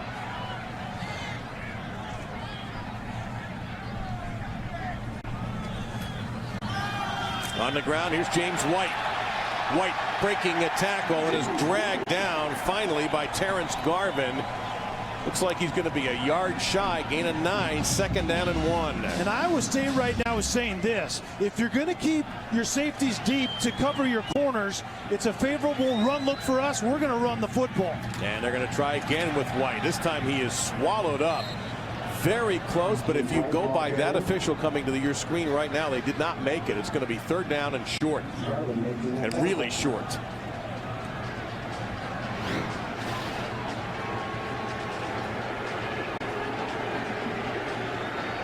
I think that was a bad spot, and spots obviously can be reviewed as well. Nothing coming from anywhere, no whistles.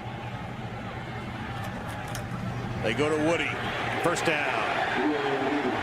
The throwback fullback, Jeff Woody, he turned his back right away. He put both hands over the football, turned it back, and got the 1st down. Yeah, it's all about ball security and run downhill as fast as you can when Jeff Woody, number 32, comes in there. He's really kind of the short yardage goal line blocker, but they throw him a bone and let him carry at that time. And here's a reverse to Jarvis West, well covered by West Virginia. Darwin Cook made a ton of tackles from his safety position, number 25 for the Mountaineers, and then lost about a yard on that. But it'll be 2nd down and 11 coming up for the Cyclones. And Josh Francis did a really nice job. He was actually the edge defender where that reverse was coming to. He made it go back inside and then very well defended inside as well. Fast-moving 3rd quarter. We're down to 2 minutes in this period. West Virginia led at halftime, 17-14. Richardson has hurt West Virginia with his feet, lobs one to midfield. It is knocked loose, incomplete, closing very quickly. Nick Kiatowski, he saw that play coming. Richardson kind of hung that one up a little bit. And once again, the quick pressure inside. You can see West Virginia rushing for getting the quick pressure, and Josh Francis probably got held right there by Jacob Gannon. That wasn't called, but the quick pressure inside forces Richardson to throw off his back foot.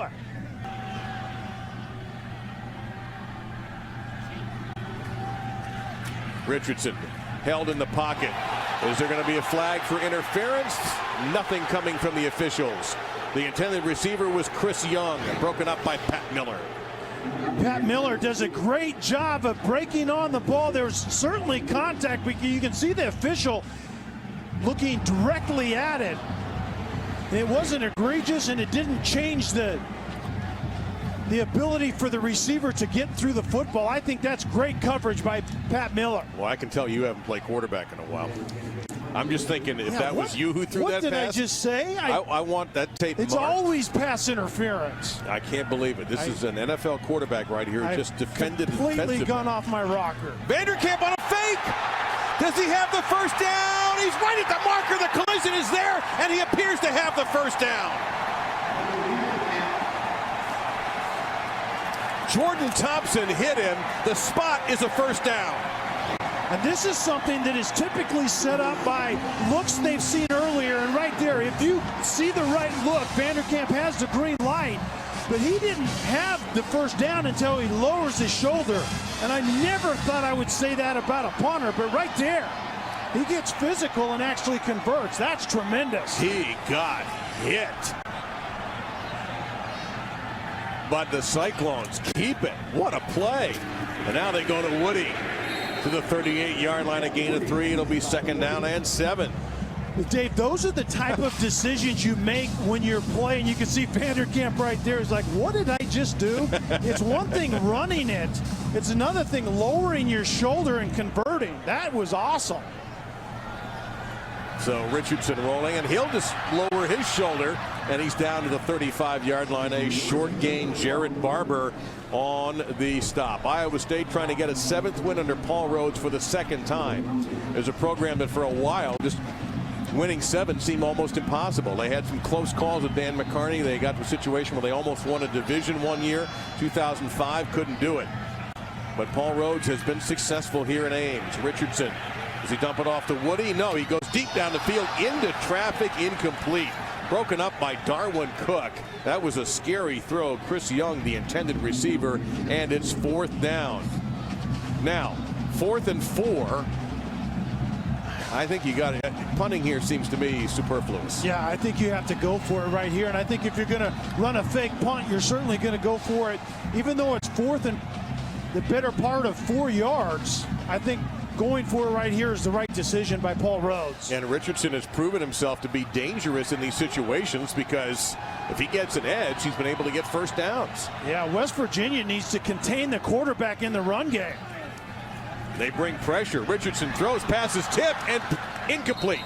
The umpire said it's incomplete. It wouldn't really have mattered if the pass had been caught anyway by Kiatowski. It is turnover on downs for the West Virginia defense. That fake punt by Vanderkamp goes for naught, but I think that's the type of decision making that goes into realizing that you have to pull out all stops when you're playing West Virginia. They're going to get more points before this game's out. That is the 6th Vanderkamp fake in his career, by the way. So now the fans here in Ames, and it's not a pretty day outside. It's pretty in the clouds, but cold in here. And these folks have stayed bundled up, cheering on their defense. This is Sean Alston. And that's the way he has run all afternoon for West Virginia. Stops the clock with 9 seconds to go after that first down. And Alston is now over 100 yards, 102 on the afternoon here in Iowa State. And that will be the end of our quarter. We've got a wonderful Big 12 game here. West Virginia trying to end a 5-game losing streak and get to bowl eligibility. Iowa State's already got their 6 wins. This presentation of college football presented by Kay Jewelers will continue after this message and a word from our ABC stations. Gotta stay warm any way you can here in Ames, Iowa. The wind chill makes us feel like we're at about 15 degrees right now, and the sun is gone, and so is a good first down opportunity as the Iowa State defense rises up to stuff Tavon Austin and A.J. Klein. Clearly listen to Kelly's halftime speech about playing better in this half. And they needed a big half out of him. You can see him running right through the hole, and he's helped by very good play on the defensive front line. But 47, A.J. Klein is a different player here in the second half. Yeah, Roosevelt Majit was also in there. And then straight ahead they go to the power back with Austin, and he gets it almost all back. And now here comes just a basic play, a gain of 14. Here comes a gigantic 3rd down and short. And it's almost like Iowa State lets up. The double team right there on the left coming off in great timing. 74 Madison, the center, does a nice job of getting to that second level. Hold everything. Prior to the snap, Iowa State called their first charge timeout. Interesting decision by Iowa State. Player with a helmet. There you go, Jack Trice Stadium. Time for our Pacific Life game summary. And some of the numbers of interest has been the first start for the redshirt freshman quarterback Sam Richardson. Very effective on the ground. The fake punt by Kirby Vanderkamp got a first down, and a great job, I think, by Iowa State to bottle up Tavon Austin. I think that's the story of the game. You look at what Tavon Austin did against a really good Oklahoma defense a week ago, and Iowa State is tremendous tonight. Geno Smith on 3rd and 2. Dumps off. Incomplete, or is it a fumble recovery? No, the call is incomplete. Big hit. Is an incomplete pass, 4th down. So 4th down and 2. Do they go for it? No, they're going to punt into the wind. Simon with a big hit there.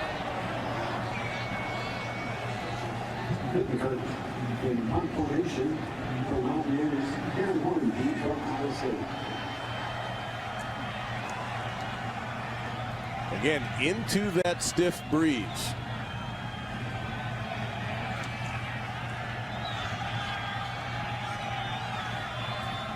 A little bit of pressure.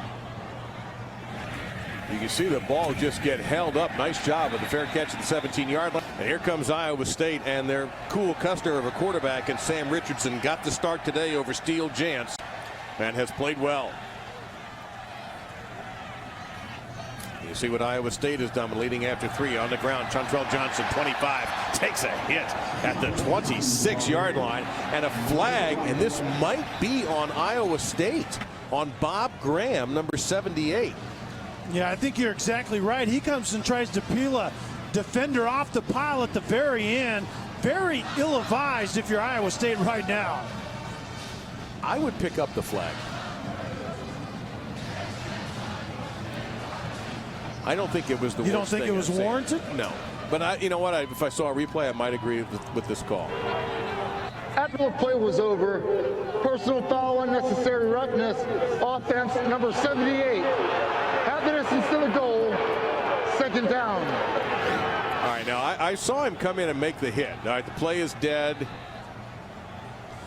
I think it's not only that the play is dead, but the defender really had given up on the play and was a bystander at that time. I think rightly so, officials are going out of the way to protect, in a sense, defenseless players, and I think it was Roel right there on that play that was just kind of standing by the pile. So you just call him a 6'4", 310-pound lineman defenseless.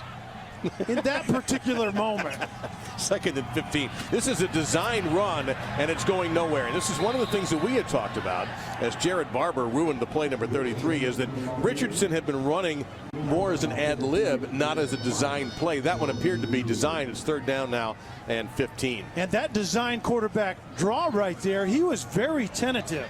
I think when it's an impromptu type of run on 2nd and long or 3rd and long, he's been dynamic, but that was not a dynamic run, nor was it well blocked.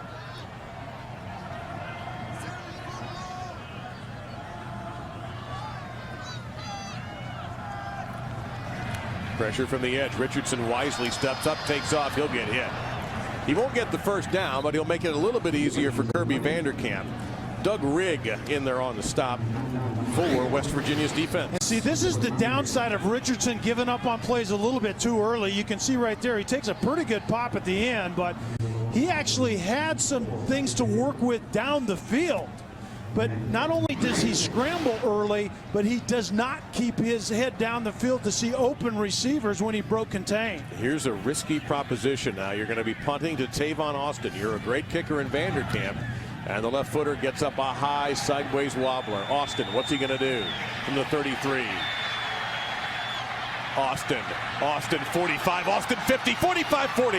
Austin cuts back. If he has a lane, he could go. He's using the entire field. Tavon Austin, a flag 30 yards back of the play.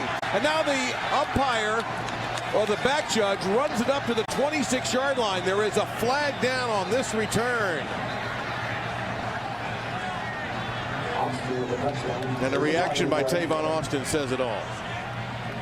Yeah, West Virginia is going to get called for the hold. During the return, holding, receiving team, number 9. 10-yard penalty. West Virginia keeps the ball. 1st down. Timeout. So a 68-yard return is wiped out on the penalty by K.J. Dillon. Dana Holgerson is clearly not happy. Was it a hold? You can see for yourself. Watch number 9 in white. And the thing is, yeah, right there, and it wasn't something that Tavon Austin actually needed at that point in time in the play. He was going to get outside once again and take it to the house. That's a shame. So the ball is marked at the Iowa State 36. However, it's still an impactful play by Austin. So how do you attack if you're West Virginia here? They give it to Alston, and he'll get across the 35 and spins to the 34-yard line. See on the bottom of that pile, Jeremiah George and David Irving for the Cyclones defense of Wally Burnham and Paul Rhodes. And Alston was going more to the edge that particular time. He's at his best when he just gets north and south immediately. But Geno Smith has to make plays in the passing game. And where is Stedman Bailey? I know he's down here, but does Geno Smith find him? He was looking there. Now goes the other way. Long throw, and J.D. Woods makes the grab, and it's out of bounds and a 1st down.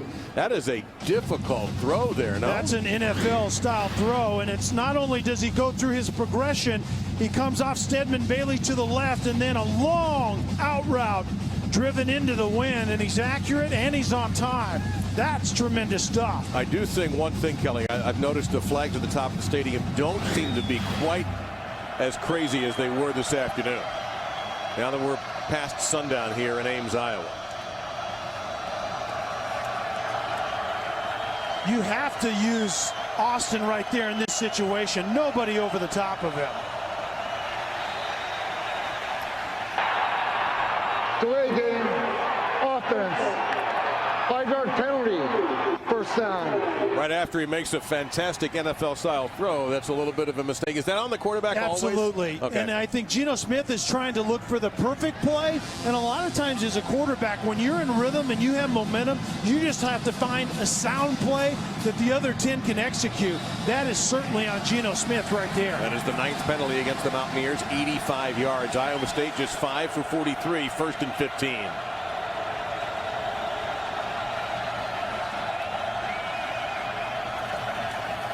Quick screen. They go to Austin, and there's Klein who hurls him down. They love their wrestling in Iowa, and that was a 2-point takedown.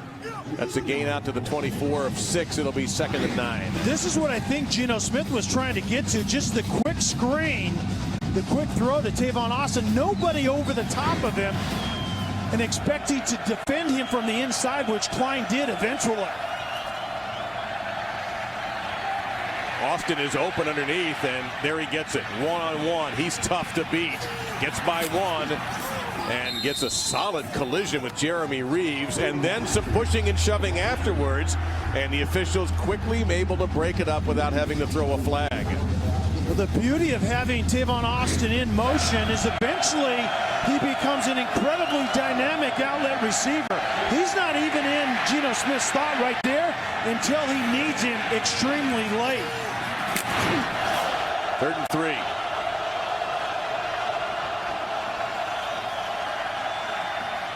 Going for it all right there. Tough. Thompson. Incomplete. Interesting throw. Interesting decision. Now 4th and 3. Remember now, there's still some wind here. Do you try the field goal? And that's where Bittenkert's on the field. Wow, that's a beautiful ball. And I think the young receiver and Jordan Thompson just wasn't aware of where he was on the field. The ball was there. He could have drug a foot, and I think he could have been in bounds. So tremendous play. West Virginia hasn't scored a touchdown since in the 2nd quarter, but Bittenkert will try to give the Mountaineers the lead back. It doinked in this time. 3rd time we have had a field goal hit the upright. That's the first one that's gone in.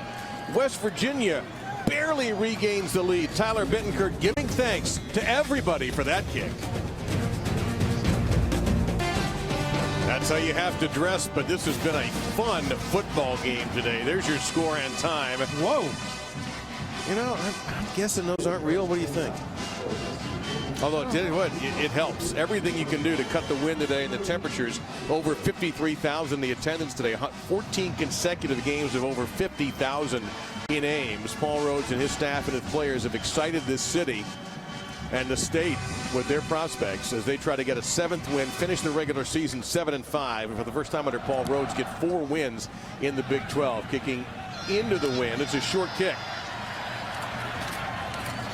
but a shorter return by Albert Gary. He got out of that. That's an amazing effort. He just disappeared. Now let's take a look at what Sam Richardson can do here, trying to get the lead back. Right now they go to the zone read, and West Virginia's defense ate it up. No gain on the play. 2nd down. James White, the ball carrier, and the other number 8 in this game, Carl Joseph, raced up to make the grab.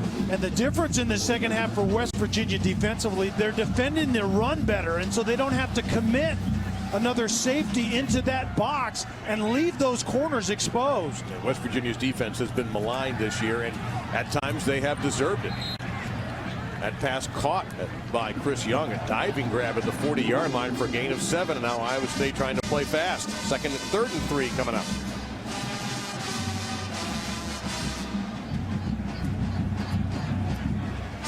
Way better than average today for West Virginia.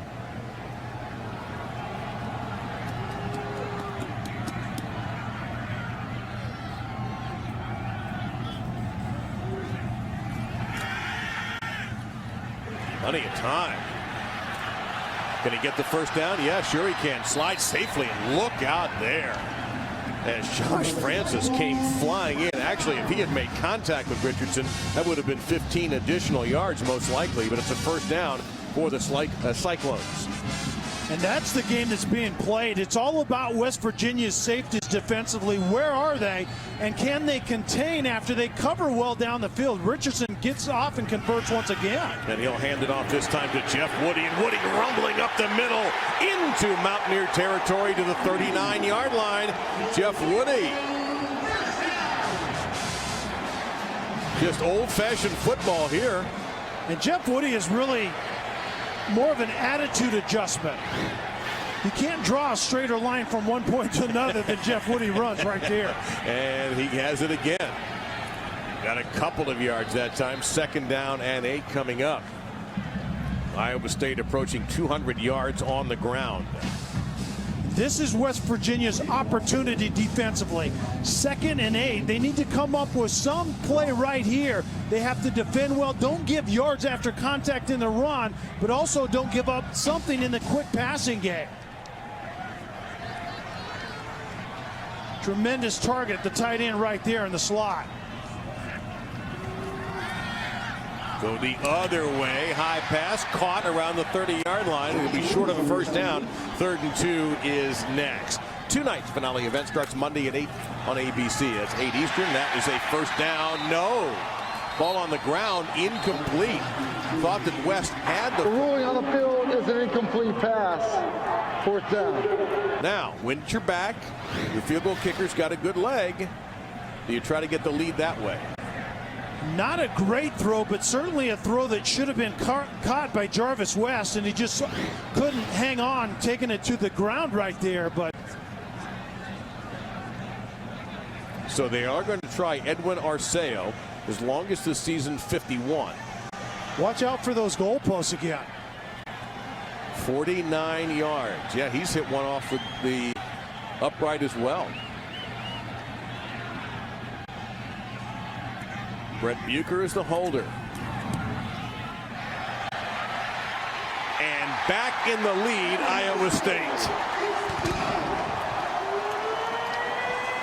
On a challenging day for kickers, Edwin Arceo tucks this in. West Virginia, it's your turn. All right, we'll find out tomorrow night. Without Barkley. All right, that's a bold prediction, my man. Tavon Austin will fake it and then take a knee. West Virginia playing for bowl eligibility here, although they do have one more game remaining at home next weekend against Kansas. This is Iowa State's final game of the regular season. They will go to a bowl game, and we'll all find that out in December. Right now, there's that little push pass to Tavon Austin. Look at the blocking downfield, and he may be gone. Austin is gone. No flags on the play. 75 yards.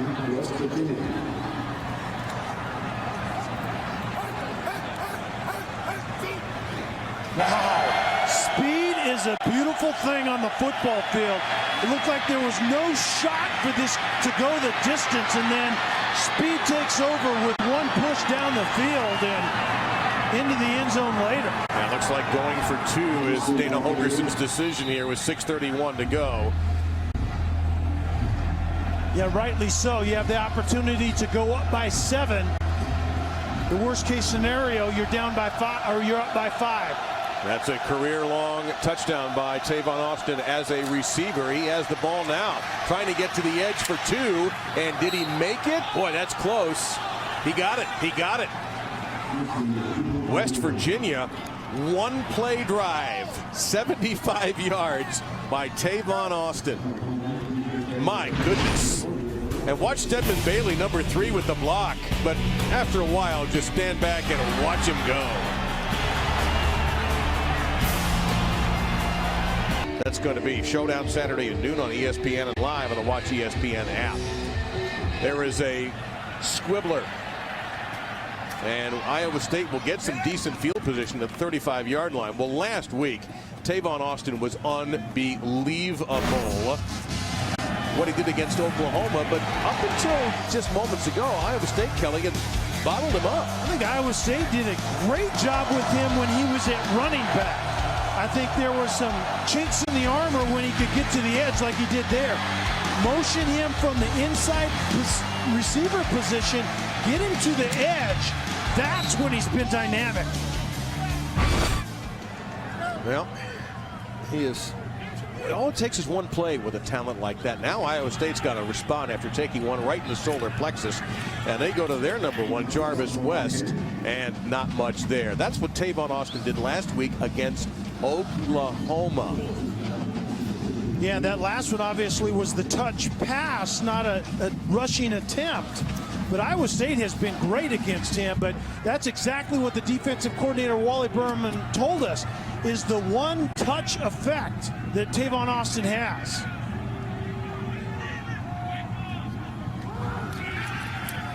Richardson, ooh, look out there. Incomplete coverage by Pat Miller. 3rd down and 8 coming up. And a real challenge now for the redshirt freshman Sam Richardson. Got his first start today over Steele Jantz. Jantz was dinged up a little bit last week against Kansas. That gave Richardson a chance to shine for Paul Rhodes, and he did exactly that with a brilliant performance against KU, and he's been very solid here as well. And the most solid part of his game, though, has been when the pass breaks down, he's ran it. He hasn't really read things downfield very efficiently here tonight. Looking downfield now. He's got a little room to the left, and he's going to take it. Can he get there? He cut back into the defense, and that's it. Josh Francis and a flag. There's Francis right there.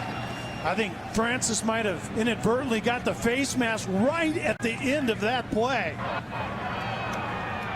After the play was over, personal foul, face mask, defense number 4, 15-yard penalty, automatic first down. How in the world is it after the play? What business do you have grabbing the face mask after the play? Great right there, and then right there, just the extra business. Yeah, he might have said something. He gets right. That is the definition of getting into a guy's face. Absolutely. 10 penalties, 100 yards. That was unfortunate. Yeah.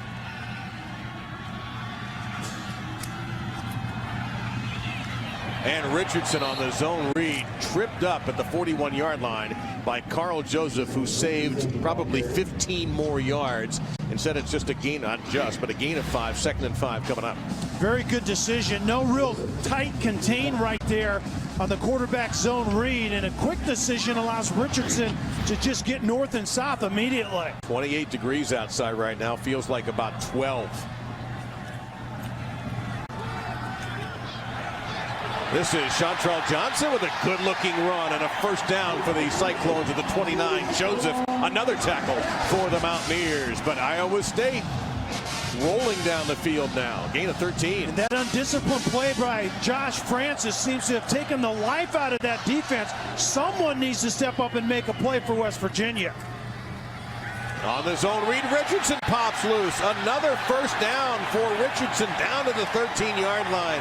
And right now, Kelly Stauffer, the only ones making plays for the Cyclones. Iowa State is doing such a good job up front, and then it's the simple quarterback zone read.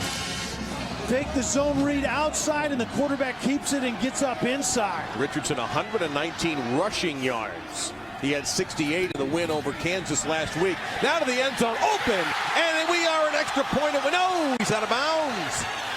Thought he had it. Josh Lenz thought he had it in the end zone. The official right there calls him out at 2nd down and 10. And it was the exact same play that Lenz caught for a touchdown in the first half. The corner rolled up in the flat, and the safety late getting off the hash. And does he have the football? Absolutely not. Very good play by Cook, breaking on it and breaking it up at the very end. Yeah, that's a good call by the official. No question. He never had possession, and Cook knocked it out. 2nd and 10.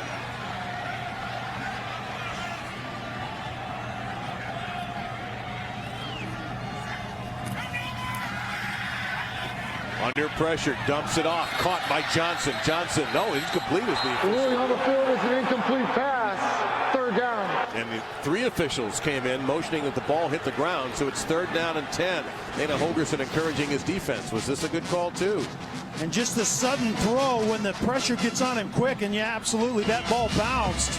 Those are the things that a young quarterback has a hard time with. I'm accurate when I know when I'm throwing it, but when the defense dictates when I throw it, sometimes my feet aren't right and an inaccurate pass at the other end. 98 Will Clark and Jorge Wright, or George Wright, number 99, coming in with the pressure.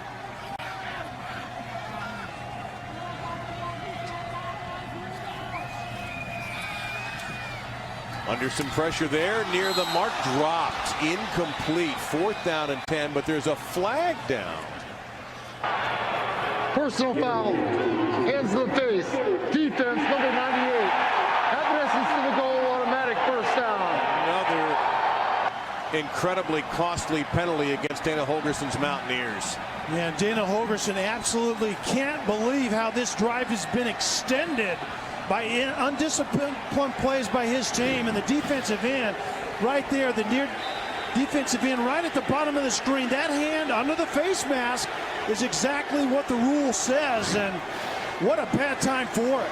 4th first down by penalty in favor of Iowa State. Now Basic, here's Woody. Dropped the ball, and it's recovered by Carl Joseph. Is it a touchback, or will they call him down at the 1? On the field is a fumble recovered by West Virginia in the end zone for a touchback, first down. It was Cook who knocks it loose. And you were talking about the 2 hands on the ball. The defender comes up and literally gets his helmet on the football, and Woody coughs it up. But he didn't have 2 hands that time. You're exactly right. And that's the first turnover of this game. And does this ball actually get into the end zone before it's recovered? You're going to see Joseph, number 8. Well, I don't know how you're going to overturn that if this even under further review, under additional review, besides what has already been looked at by the replay booth. I think that ball's on the line. I'm not quite sure about that. Well, you know what? It's going to be Austin right here. That's what we're sure about, and he picks up 15. How unfortunate, but you talk about a sure-handed ball security back, and Jeff Woody is that guy. Kind of a short yardage goal line guy that you talked about. It old school fullback typically holds it with 2 hands. Got a helmet right on the football. They gave him 14. All of a sudden, Tavon Austin is becoming a factor in this game. 64 yards on the ground and 99 in the air.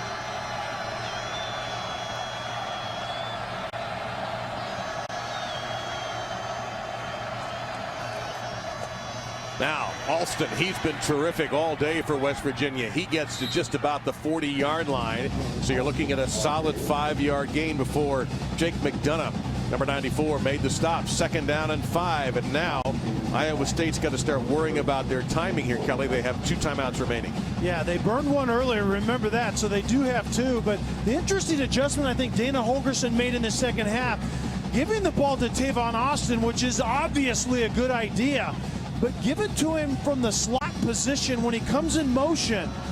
Iowa State had it figured out when he was a running back. They haven't figured it out when he's out at the slot. Alston has just tied a career high with 123 yards on the ground. That's Bailey in motion, and Alston stutter step, and he'll pick up 1 more. So he now has a career high. Klein on the stop, and here comes a timeout taken by Iowa State. They have 1 left. Second charge timeout. 3rd and 4 Iowa is next. State, 30 seconds. There's your score and time, and here's what's coming up. West Virginia trying to protect that lead, has 3rd down and almost 4 yards to go for a first down. Tavon Austin, number 1, checks out of the middle of that 3-receiver formation. They give it to Sean Alston, trying to rip his way through the middle. You see A.J. Klein, number 47, arguing with the official about the spot. Cleon Lang has played very well. He was actually drafted in the Canadian Football League, number 90, but it's going to be a first down. The official coming from the far side of the field was definitely not going to give him this first down. Well, you know what? If you're ever going to challenge something, this would be the time to do it. that is going to be close and certainly a reviewable situation. The ruling on the field that the ball carrier made the line to gain is under further review. Now, he didn't say challenge. He said under further review. And the head linesman you see in that play right there was definitely not going to give him the line to gain. We will tell you about that review and whether or not he got the first down when we return.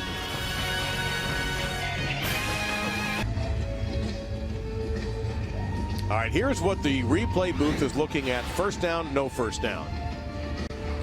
And initially they marked it as a first down, but according to our unofficial yellow line, it was certainly a cross. But the head linesman was coming in to mark it in such a way that it was going to be about 2 feet short. And he's the official at the top of the screen, right? That pair of legs and the black pants that you saw. Now let me ask you this before we even know what happens. If they mark this short, do you go for it? I think sound football says you punt the ball away. After further review, the ruling on the field stands. Well, what a heartbreaker for Paul Rhodes in this crowd. They certainly thought that was short, but to your question, if it would have been short, I think you go ahead and punt it away. Even though it's into the wind, I think you turn it over to a young quarterback from Iowa State and force him to drive the football. And a young quarterback who would have one or maybe even no timeouts. Exactly. So now what we're going to see, obviously, is Iowa State will take, unless something big happens for West Virginia or there's a turnover, they'll take a timeout. Geno Smith, the senior quarterback, wisely bleeding that clock. Under 2 minutes. And now ball security is everything for the Mountaineers, and it's ball security that cost Iowa State a chance to tie this game. Final charge timeout, Iowa State, 30 seconds. Well, let's take a look, Kelly, at our Good Hands play, brought to you by Allstate, and it's the fumble recovery by the outstanding freshman, number 8 for West Virginia, Carl Joseph, the hit by Darwin Cook, who's been outstanding, number 25, and there's 8, Joseph coming in with the fumble recovery, the only turnover we've had in this game. Yeah, and Cook has had a great night, and Joseph we haven't talked about much, but he's a dynamic talent at that free safety position, but Cook had a great night and literally put the helmet right on the ball of a guy in Jeff Woody that you never would imagine would fumble it away in that situation. Iowa State out of timeouts.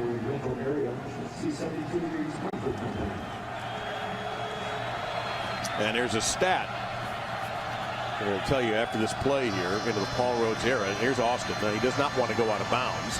He does want to get the first down. He is driven out of bounds by A.J. Klein, who's had a maniacal second half, and that is a compliment. Under Paul Rhodes, when the opponents for Iowa State score less than 24 points, they're 21-1. When they score 24 or more, they've only won 3. The scale just tipped. Yeah, there you go, right there, 3-24, allowing over 24 points. Wow, is that telling? And here's another one. Since the year 2000, West Virginia, when they scored 30 points or more, they've won 80 and lost only 6. 3 of those 6 losses came this season. But they're going to win, and West Virginia heads back home bowl eligible. Iowa State goes home already bowl eligible. But still, this was one I'm sure they're going to look at plays. This is one that got away if you're an Iowa State coach or fan. Yeah, no question. They hand the ball to their big fullback, Jeff Woody, fully expecting ball security first and probably a touchdown. That was fairly well blocked until the low hit on Cook. But the last thing they thought is he would put the ball on the turf. So into the cold Ames night, some of the faithful now starting to check out, maybe to get some shopping done.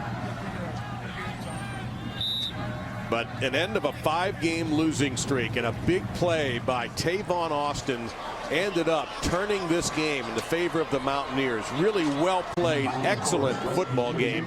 Only 1 turnover near the end of the game, but Dana Holgorsen got that 5-game losing streak off of his back. And a lot of those guys, center among them is Geno Smith, that they've had a burden for sure the last 5 weeks, but they finally get it done after starting such an incredible year.